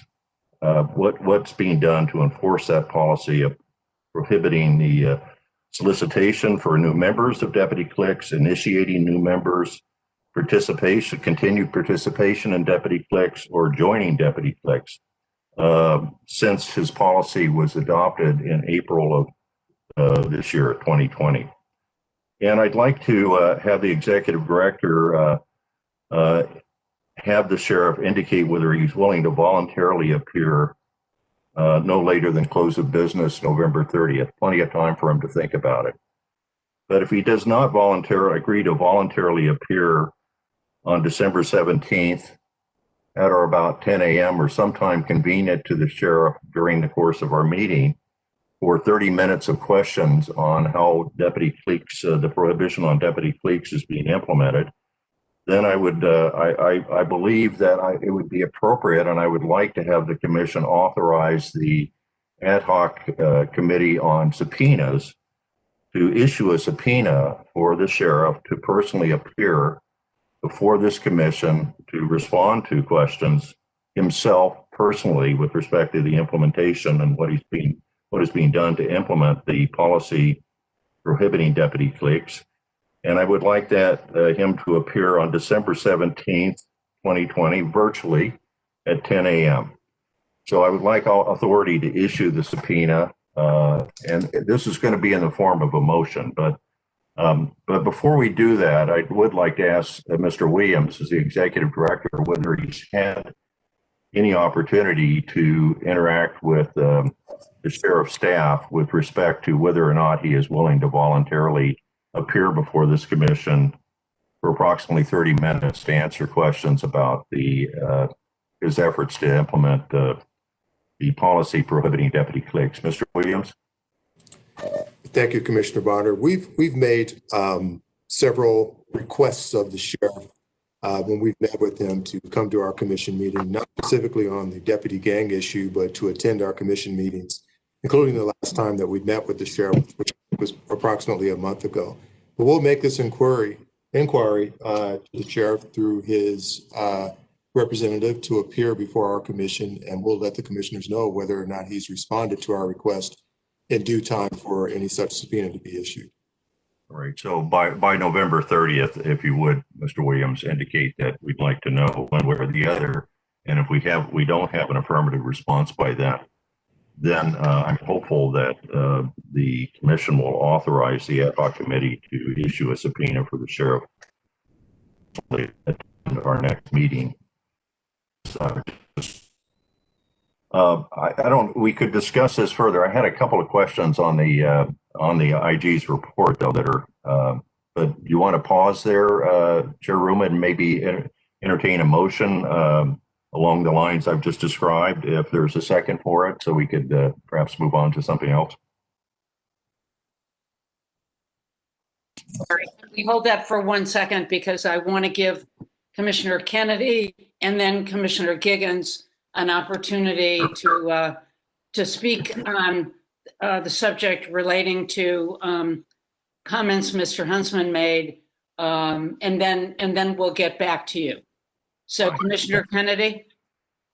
Thank you. I'd like to ask the Inspector General, since we cannot get the names of deputy shooters from the Sheriff Transparency website, and we can't timely get it from the DA, is that something we could get from the Inspector General's office? I ask because I think research shows there's a strong correlation between deputy clique or gang involvement and being involved in shootings. So the easiest way to research the issue would be to find who are the shooters and then ask questions about whether or not they have clique or gang involvement. The problem is we don't have a handle on all the shooters, particularly the repeat shooters, and we need the list of those shooters. Could the Inspector General provide us with that list, since the other options never seem to produce it? As I mentioned, the sheriff obtained an unlawful order against the coroner, telling the coroner what to do with his autopsy reports. It's unlawful for two reasons. One, there was no legal basis for a judge to issue such an order. They didn't have an affirmative power to do it because there was no case pending or statute that gave that authority. It was also unlawful because it's the coroner's statutorily provided duty to evaluate whether or not such information is public. The flip side of that is, as to the sheriff's department's records that they create, including the names of the deputies involved, that is a sheriff's duty under 832.7 to state in writing if they believe something is should remain confidential. In the case of the case that you cited, the Supreme Court ruled years ago that such information should be public. 832.7 now covers that, I believe, as with all other information. And it says, when there's a deputy involved shooting, the public should get everything immediately, unless the critical agency that controls the records, which in this case is the sheriff department, state in writing the reasons not to. So the OIG does not have the legal authority to make that decision for the sheriff. We could act as an intermediary, or the sheriff could directly, at the request of the Civilian Oversight Commission, either provide the names or provide, as required by law, written statements of why it is in an individual case there is a reason to keep it secret, such as an investigative reason is the one that they've been using in some instances with respect to coroner's information, or in the case of that Supreme Court case, a direct threat to a deputy that is sufficient. And so we could assist. But ultimately, if the sheriff's department says no, I think under 832.7, in the same way that it's not appropriate for the sheriff to command the coroner, OIG, I think, would have to follow the sheriff's determination, provided he follows the law, which is actually provides the written explanation. So I think that's a good thing to do in one form or another, but it isn't as though I can just hand you the names without going through that process and working with county council and the sheriff's department. But I do think that is a good avenue to go down.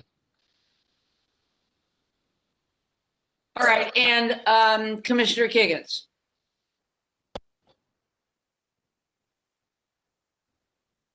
You're muted, Patty. I might be, Mr. Huntsman, I might be reiterating or repeating regarding constitutional crisis.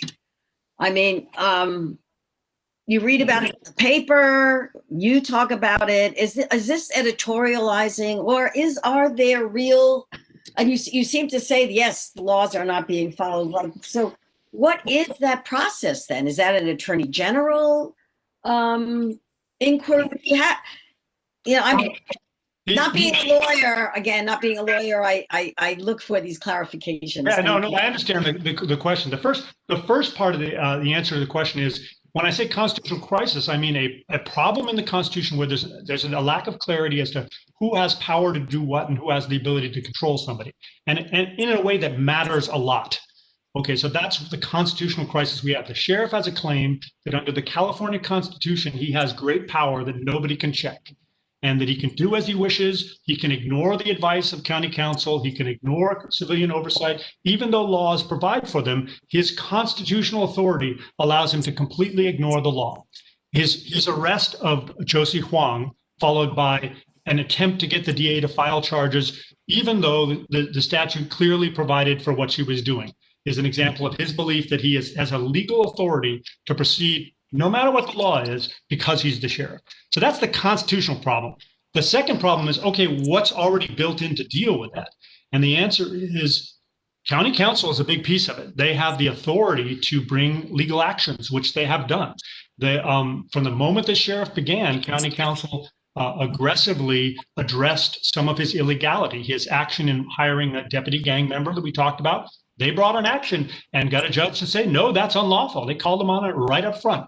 As a result, County Counsel Mary Wickham was targeted, and he designated her rogue. I mean, she paid a personal price for that. So County Counsel is part of this mechanism.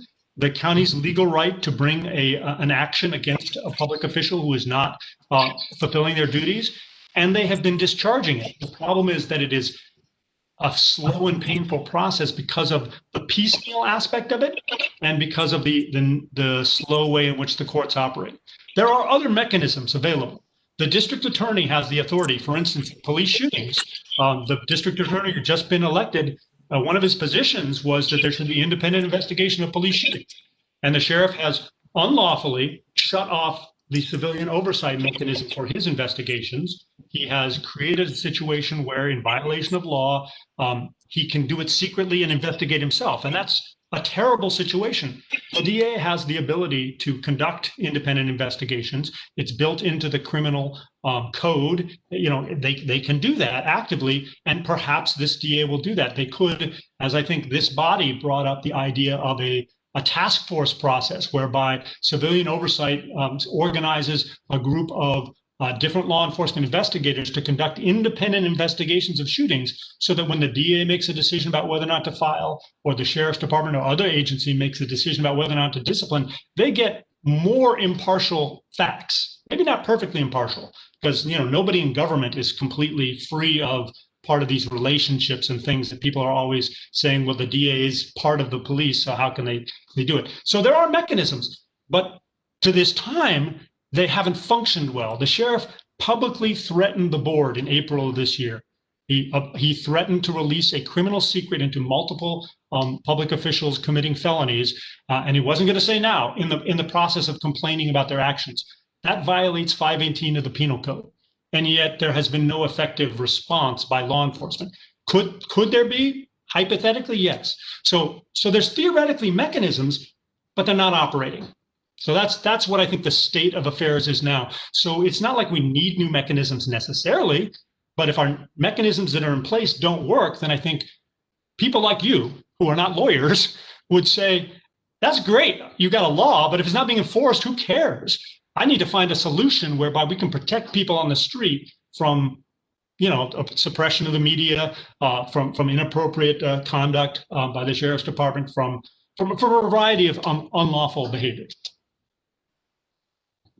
Thank you so much. Thank you. Commissioner Ochen, did you have a quick question at this point? Because we do have public comment, and then I also think we should entertain Commissioner Bonner's request for that we have a motion on a subpoena. So I know you had indicated, so if you have a brief question or so, that would be terrific. Well, there's just a couple of things that I wanted to lift up in the OIG's written report to the commission. One is about the number of in-custody deaths that have taken place between July 1st and September 14th. According to the report by the OIG, approximately 14 people have died while in custody, and that seems like a high number. And there's some description of the circumstances, but I'm wondering if you have any additional information and about those 14 deaths and what role what role COVID might have played in any of those deaths. It looks like a number of the deaths are reported as suicide. And so again, I'm wondering if there's any additional context about those 14 deaths and how that compares to historical data about deaths occurring in custody in the same period of time. There's also a note in the report about a deputy-involved shooting, deputy killing a resident of LA County that took place in 2017 that was still not resolved. In terms of the investigation, it looks like it hasn't been turned over to the district attorney, or there hasn't been a charging decision. I'm wondering if there's any additional information about the delay in that case. And then lastly, I just wanted to know about the grievance process in the jails. It seems that the iPads that were supposed to be installed are still not functional.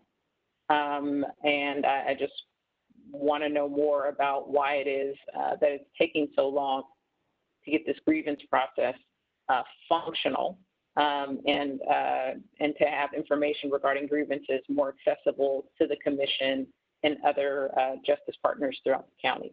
So those are my three questions about the report. I'll ask Valencia to answer the questions about iPads because I know she can, and if she can also provide any insight into the suicides or deaths, she would be in the best position to do that. Though she can't give you information identified to particular individuals for their privacy rights, but she may have something to say. And then maybe Krithika can address the other question if appropriate. So Valencia, why don't you take a stab at it? You're unmuted. So as far as I'll answer the iPads first.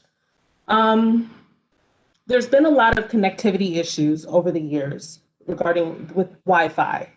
And so they've been working on that. A couple of the facilities did complete their Wi-Fi upgrades, and they were in the middle of upgrading Men's Central Jail when COVID hit. And so all of those extra bodies in the jail, just everything kind of stopped and was geared towards COVID. And so they've started now to realize that having the iPads is not really ideal for them to be able to do their own updates and to troubleshoot their own,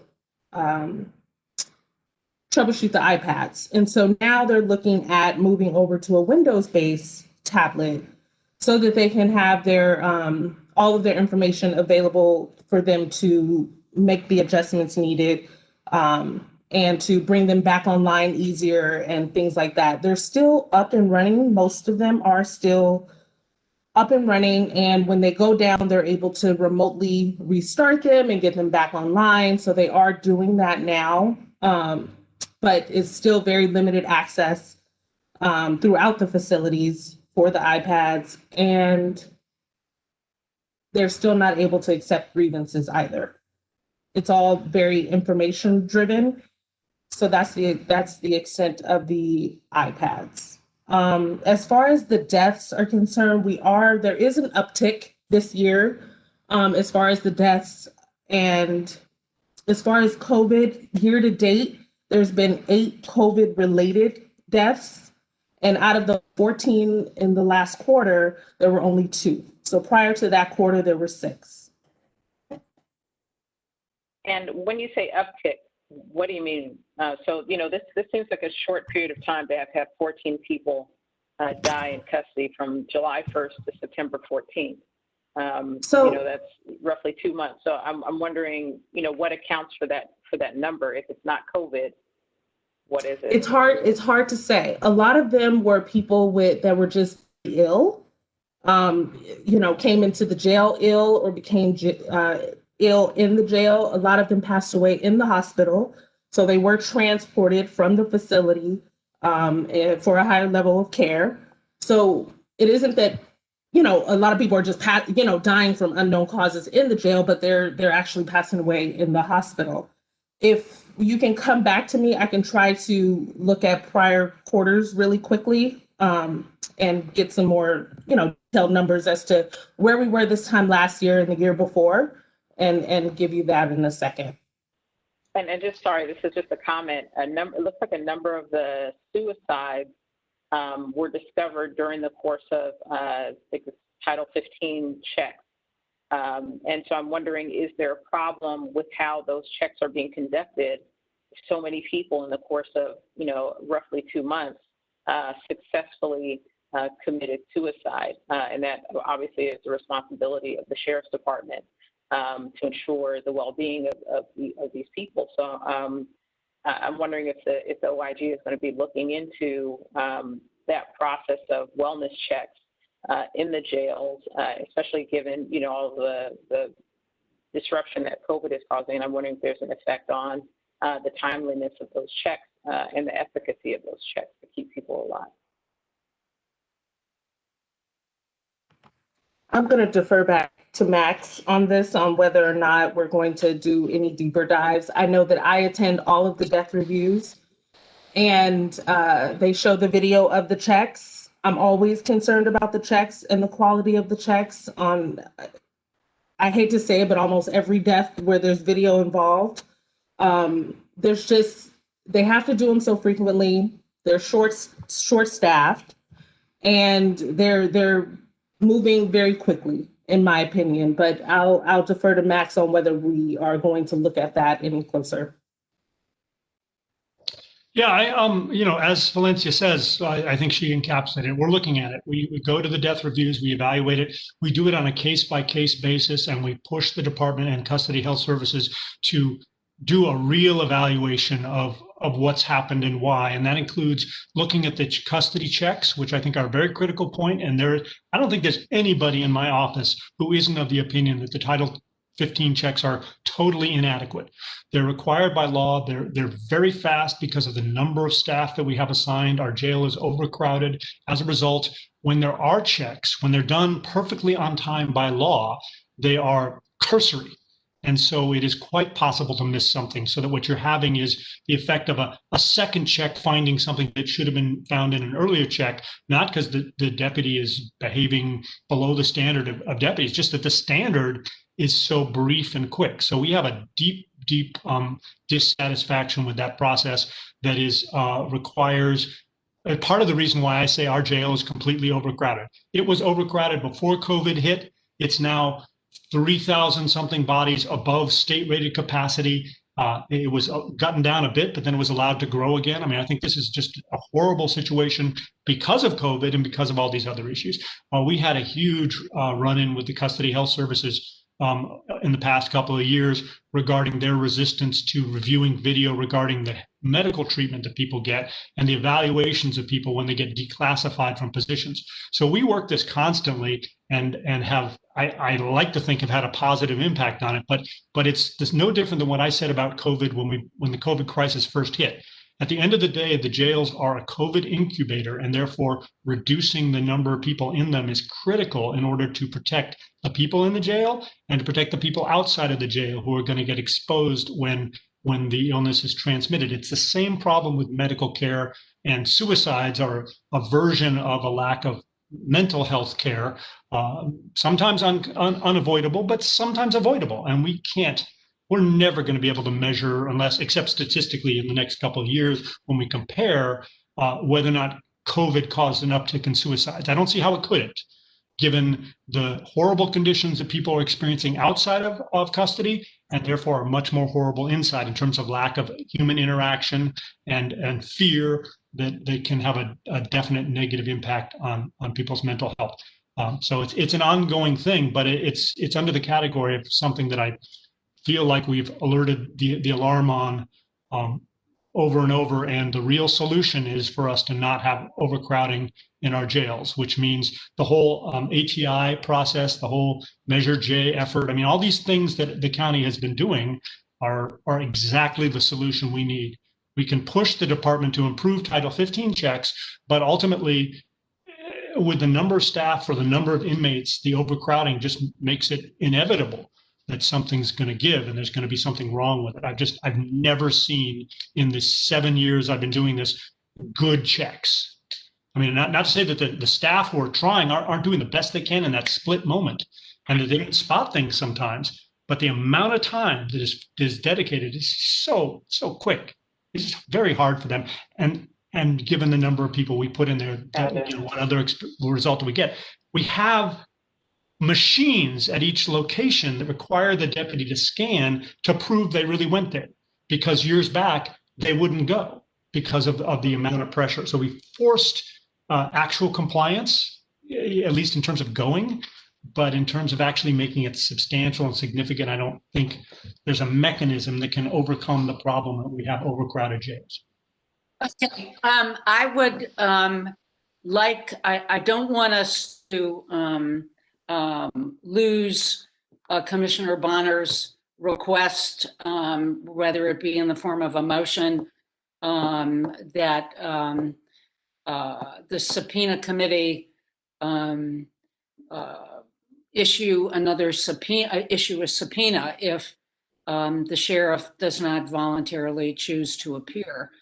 But I would like him to give further thought to the fact that starting January 1st, when AB 1185 will be in effect, that will definitely strengthen our subpoena request. And whether that is something that if the sheriff doesn't voluntarily appear in December, whether you would be willing to urge the commission to wait until January 1st to issue a subpoena, or you want to move forward now?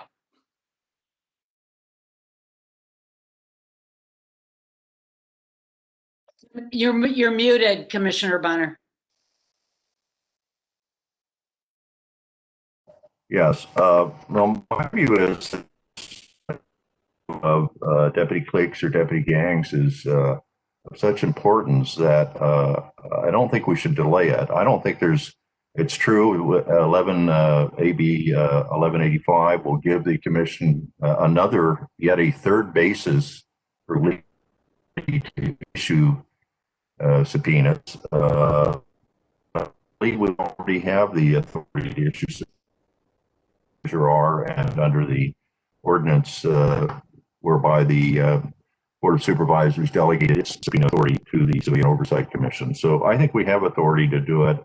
This is a very important issue, and you would think that the sheriff would actually want to come before us and tell us what he's doing to implement the policy that he himself adopted in April of 2020 of this year to prohibit and abolish deputy cliques or deputy gangs. So I would like to support in the form of a motion. I don't see any reason for us particularly to delay. If in fact we don't have authority, well, we'll reissue the subpoena again after 1185 becomes effective. That would be my view anyway. Thank you, Chair. Well, do you want to put it out in the form of a motion, and then we'll get a second? Now, the motion would be two parts. The first part would be to direct the executive director of the commission to make a request, and should be in writing, to the Sheriff Villanueva to personally appear on a voluntary basis before the Civilian Oversight Commission at our next meeting set for December 17th, 2020, to respond to questions with respect to what, if anything, is being done to implement the policy prohibiting deputy cliques or deputy gangs or deputy subgroups. And then and ask for a response no later than close of business November 30th, 2020. So the second part of the motion would be, that would be first part of the motion. Second part would be, it's a contingency, but if the sheriff is unwilling to voluntarily appear or does not respond to our request that he voluntarily appear, that the Oversight Commission authorize the ad hoc committee on subpoenas to issue a subpoena on behalf of the commission to compel the sheriff's attendance at 10 a.m. on December 17, 2020, to respond to questions regarding what actions, if any, he and his department have taken to enforce and implement the policy prohibiting deputy cliques. That's that would be a motion that I would make. Is there a second? Second. This is Commissioner Tolentino. I'm sorry, who's second? Commissioner Tolentino, second. All right. Chair Rubin, I'd like to, this is Alex Eiderek. I apologize for interrupting, but I'd like to make one point of clarification, if I may. Go ahead. So under the ordinance, the commission directs the OIG to issue the subpoena. So I just want to clarify regarding the procedure. The COC ad hoc committee is not the body that issues the subpoena under the ordinance. It's the OIG that issues the subpoena. Yeah, but okay. Yeah, let me just respond. I'm happy for that purpose that the motion would be to authorize the ad hoc committee of the Oversight Commission on subpoenas to issue and then direct the IG to issue and serve the subpoena. But we have independent authority under Measure R to issue the subpoena. We do not have to go through the IG. I'm happy to do that because I believe that would be that would be helpful and appropriate. So I'll accept that slight amendment to the motion, but with the I don't totally agree with county council that we actually need to go through the ordinance. We could probably just do it under Measure R ourselves and have the executive director issue the subpoena. But I will say nothing further on the subject. I think I accept that slight amendment. All right, shall we take a vote?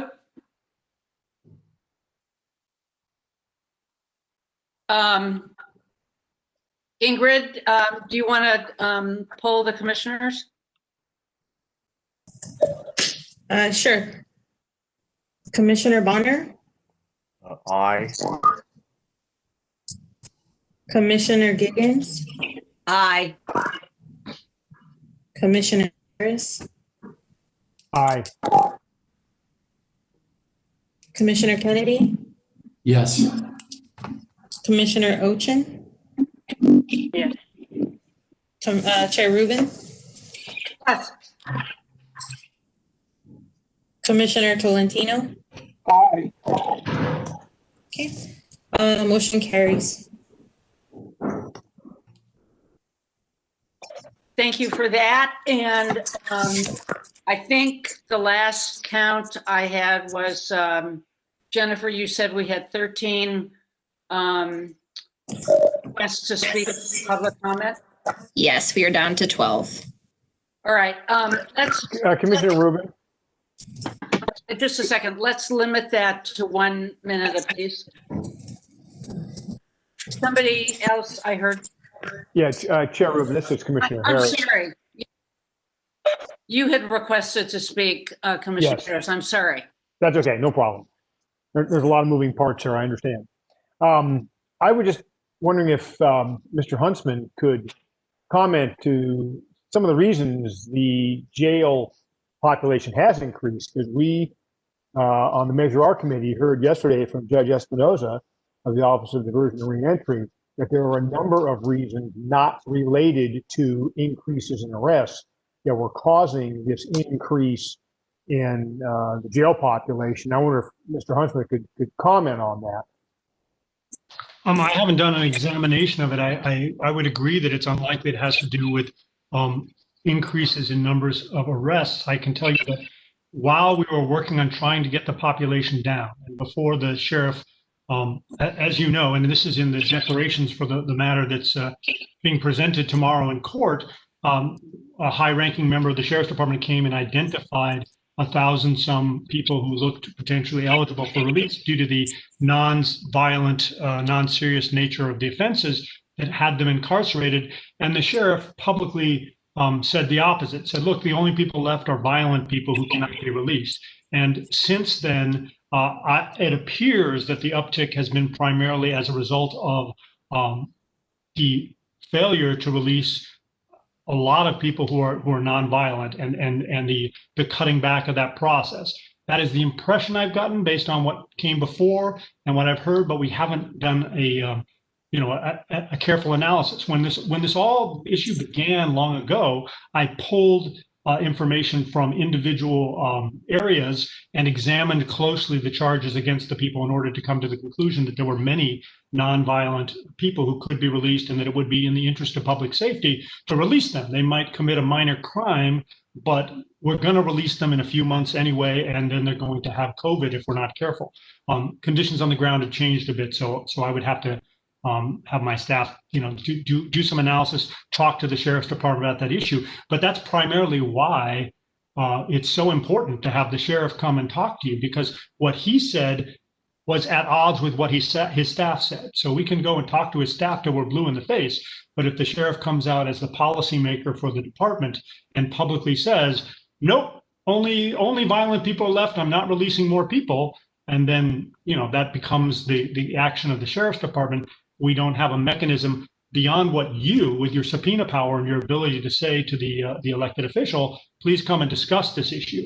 That's the best mechanism currently available to get to the bottom of that. Okay, thank you for that. Jennifer, let's go to the public comment, and we'll limit public comment at this point to 1 minute. Okay. To comment in Spanish. Si necesita traducción al español, simplemente diga la palabra español y alguien traducirá su mensaje al final de sus comentarios. Thank you.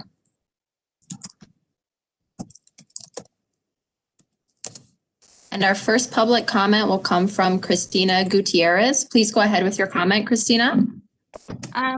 Well, in regards to being limited to 1 minute, I'd like to know who can I make a complaint to about that, because this whole point was civilian oversight and it seems to be more like a hijacked meeting for the commissioners. I don't think that's right. It's not even giving us that input. But there's quite a bit of things I wanted to discuss. Back to the matter of Joe Mendez earlier, he mentioned that there's a lack of staff to provide the transparency. I'm sure that there were plenty of people who would volunteer to help upload documents or file paperwork or whatever have you to provide transparency from the department. In regards to Max Huntsman's comments about there not being a policy put in place that does hold the sheriffs accountable, maybe since the state ordinance isn't working to enforce accountability, maybe we should possibly ask for oversight from a federal standpoint. And the release of deputy names who are involved in a shooting, why on earth would the sheriff's department be at liberty to decide whether or not information should be released pending investigation or not? It's like, correct me if I'm wrong, but does conclude your time. Does conclude your time. The next comment will come from Gina Viola. Let me finish my thought, please. Christina, I'm sorry, that does conclude your time. So I'll be muting you now, and the next comment will come from Gina Viola. Please go ahead with your comment. Hi, I'd like to yield my time to Nicholas Burgo's sister-in-law, Vanetta Robinson, who's on the line. Thank you.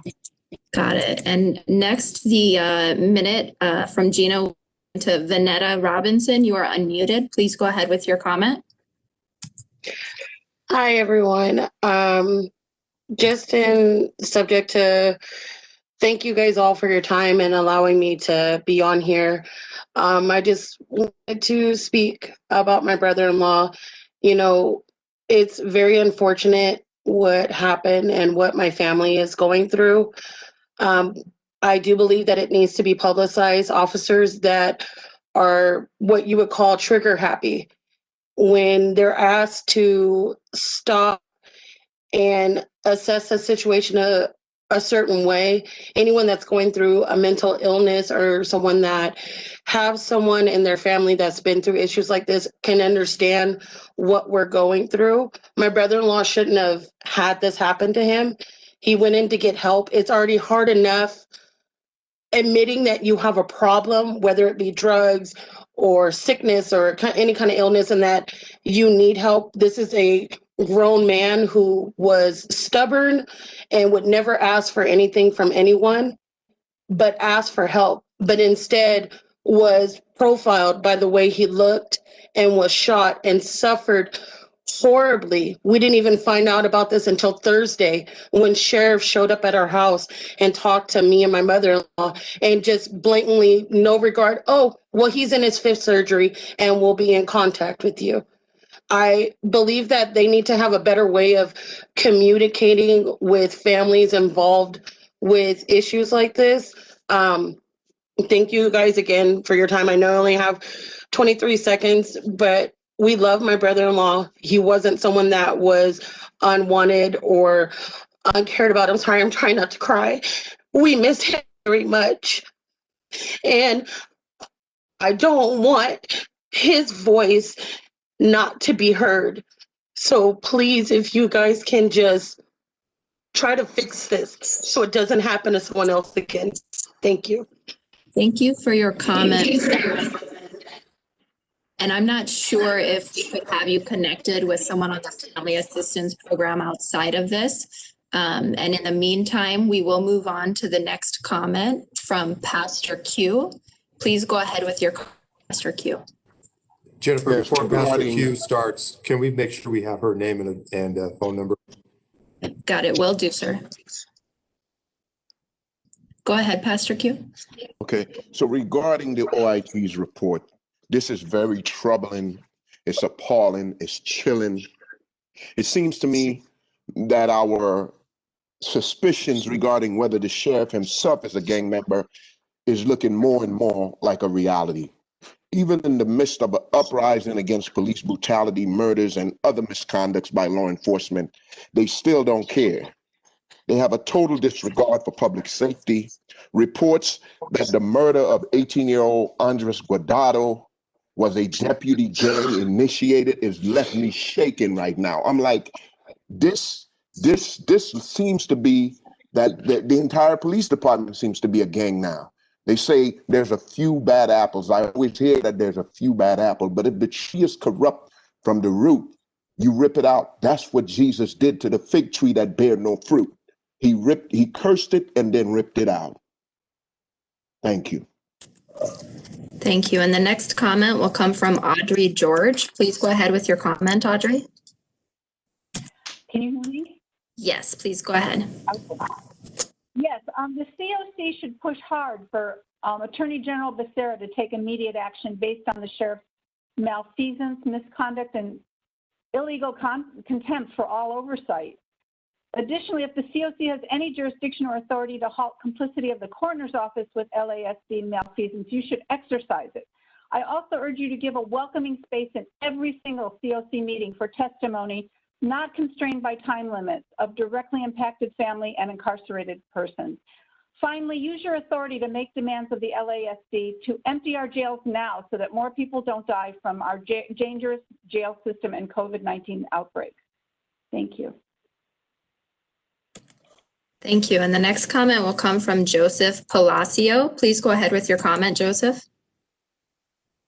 Yes, my name is Joseph Palacio. I wrote a letter to Supervisor Solis in regards to misconduct in labor law violations, Title VII violations, discrimination upon Latinos teachers within the EBI program, undermining our agency and undermining our union, saying that we couldn't work under this new contract. Out of 13 people that were laid off, 10 of us were Latino, and we weren't given a chance to be rehired, even though our union says that if we get laid off, we're on the list for 2 years. It appears to be that there's some kind of collaboration between 5 keys and the sheriff department, because out of all these people that were laid off were union representatives, and for the past couple of years, there's been massive layoffs in EBI, but their budget don't seem to be shrinking in regards to their department. We're asking for an audit and for an investigation of the EBI program. Thank you. Thank you. Thank you. And the next comment will come from Adam Smith. Adam, please go ahead with your comment. All right. Hi. First, I'd like to express my condolences to Nick Burgos' family, and thanks to Commissioner Williams and others for making sure that you all stay in contact. I heard Sheriff Villanueva report in a press conference that the scene at the hospital that day resembled a scene from The Shining. And I would ask that this commission publicly rejects and condemns this type of behavior that we see far too often. We continue to see this classless coward sheriff continue to engage in something that Tandasizwe Chimurenga calls double murder, where we see the state not only kill the body of a community member, but then aim to murder their character in their death.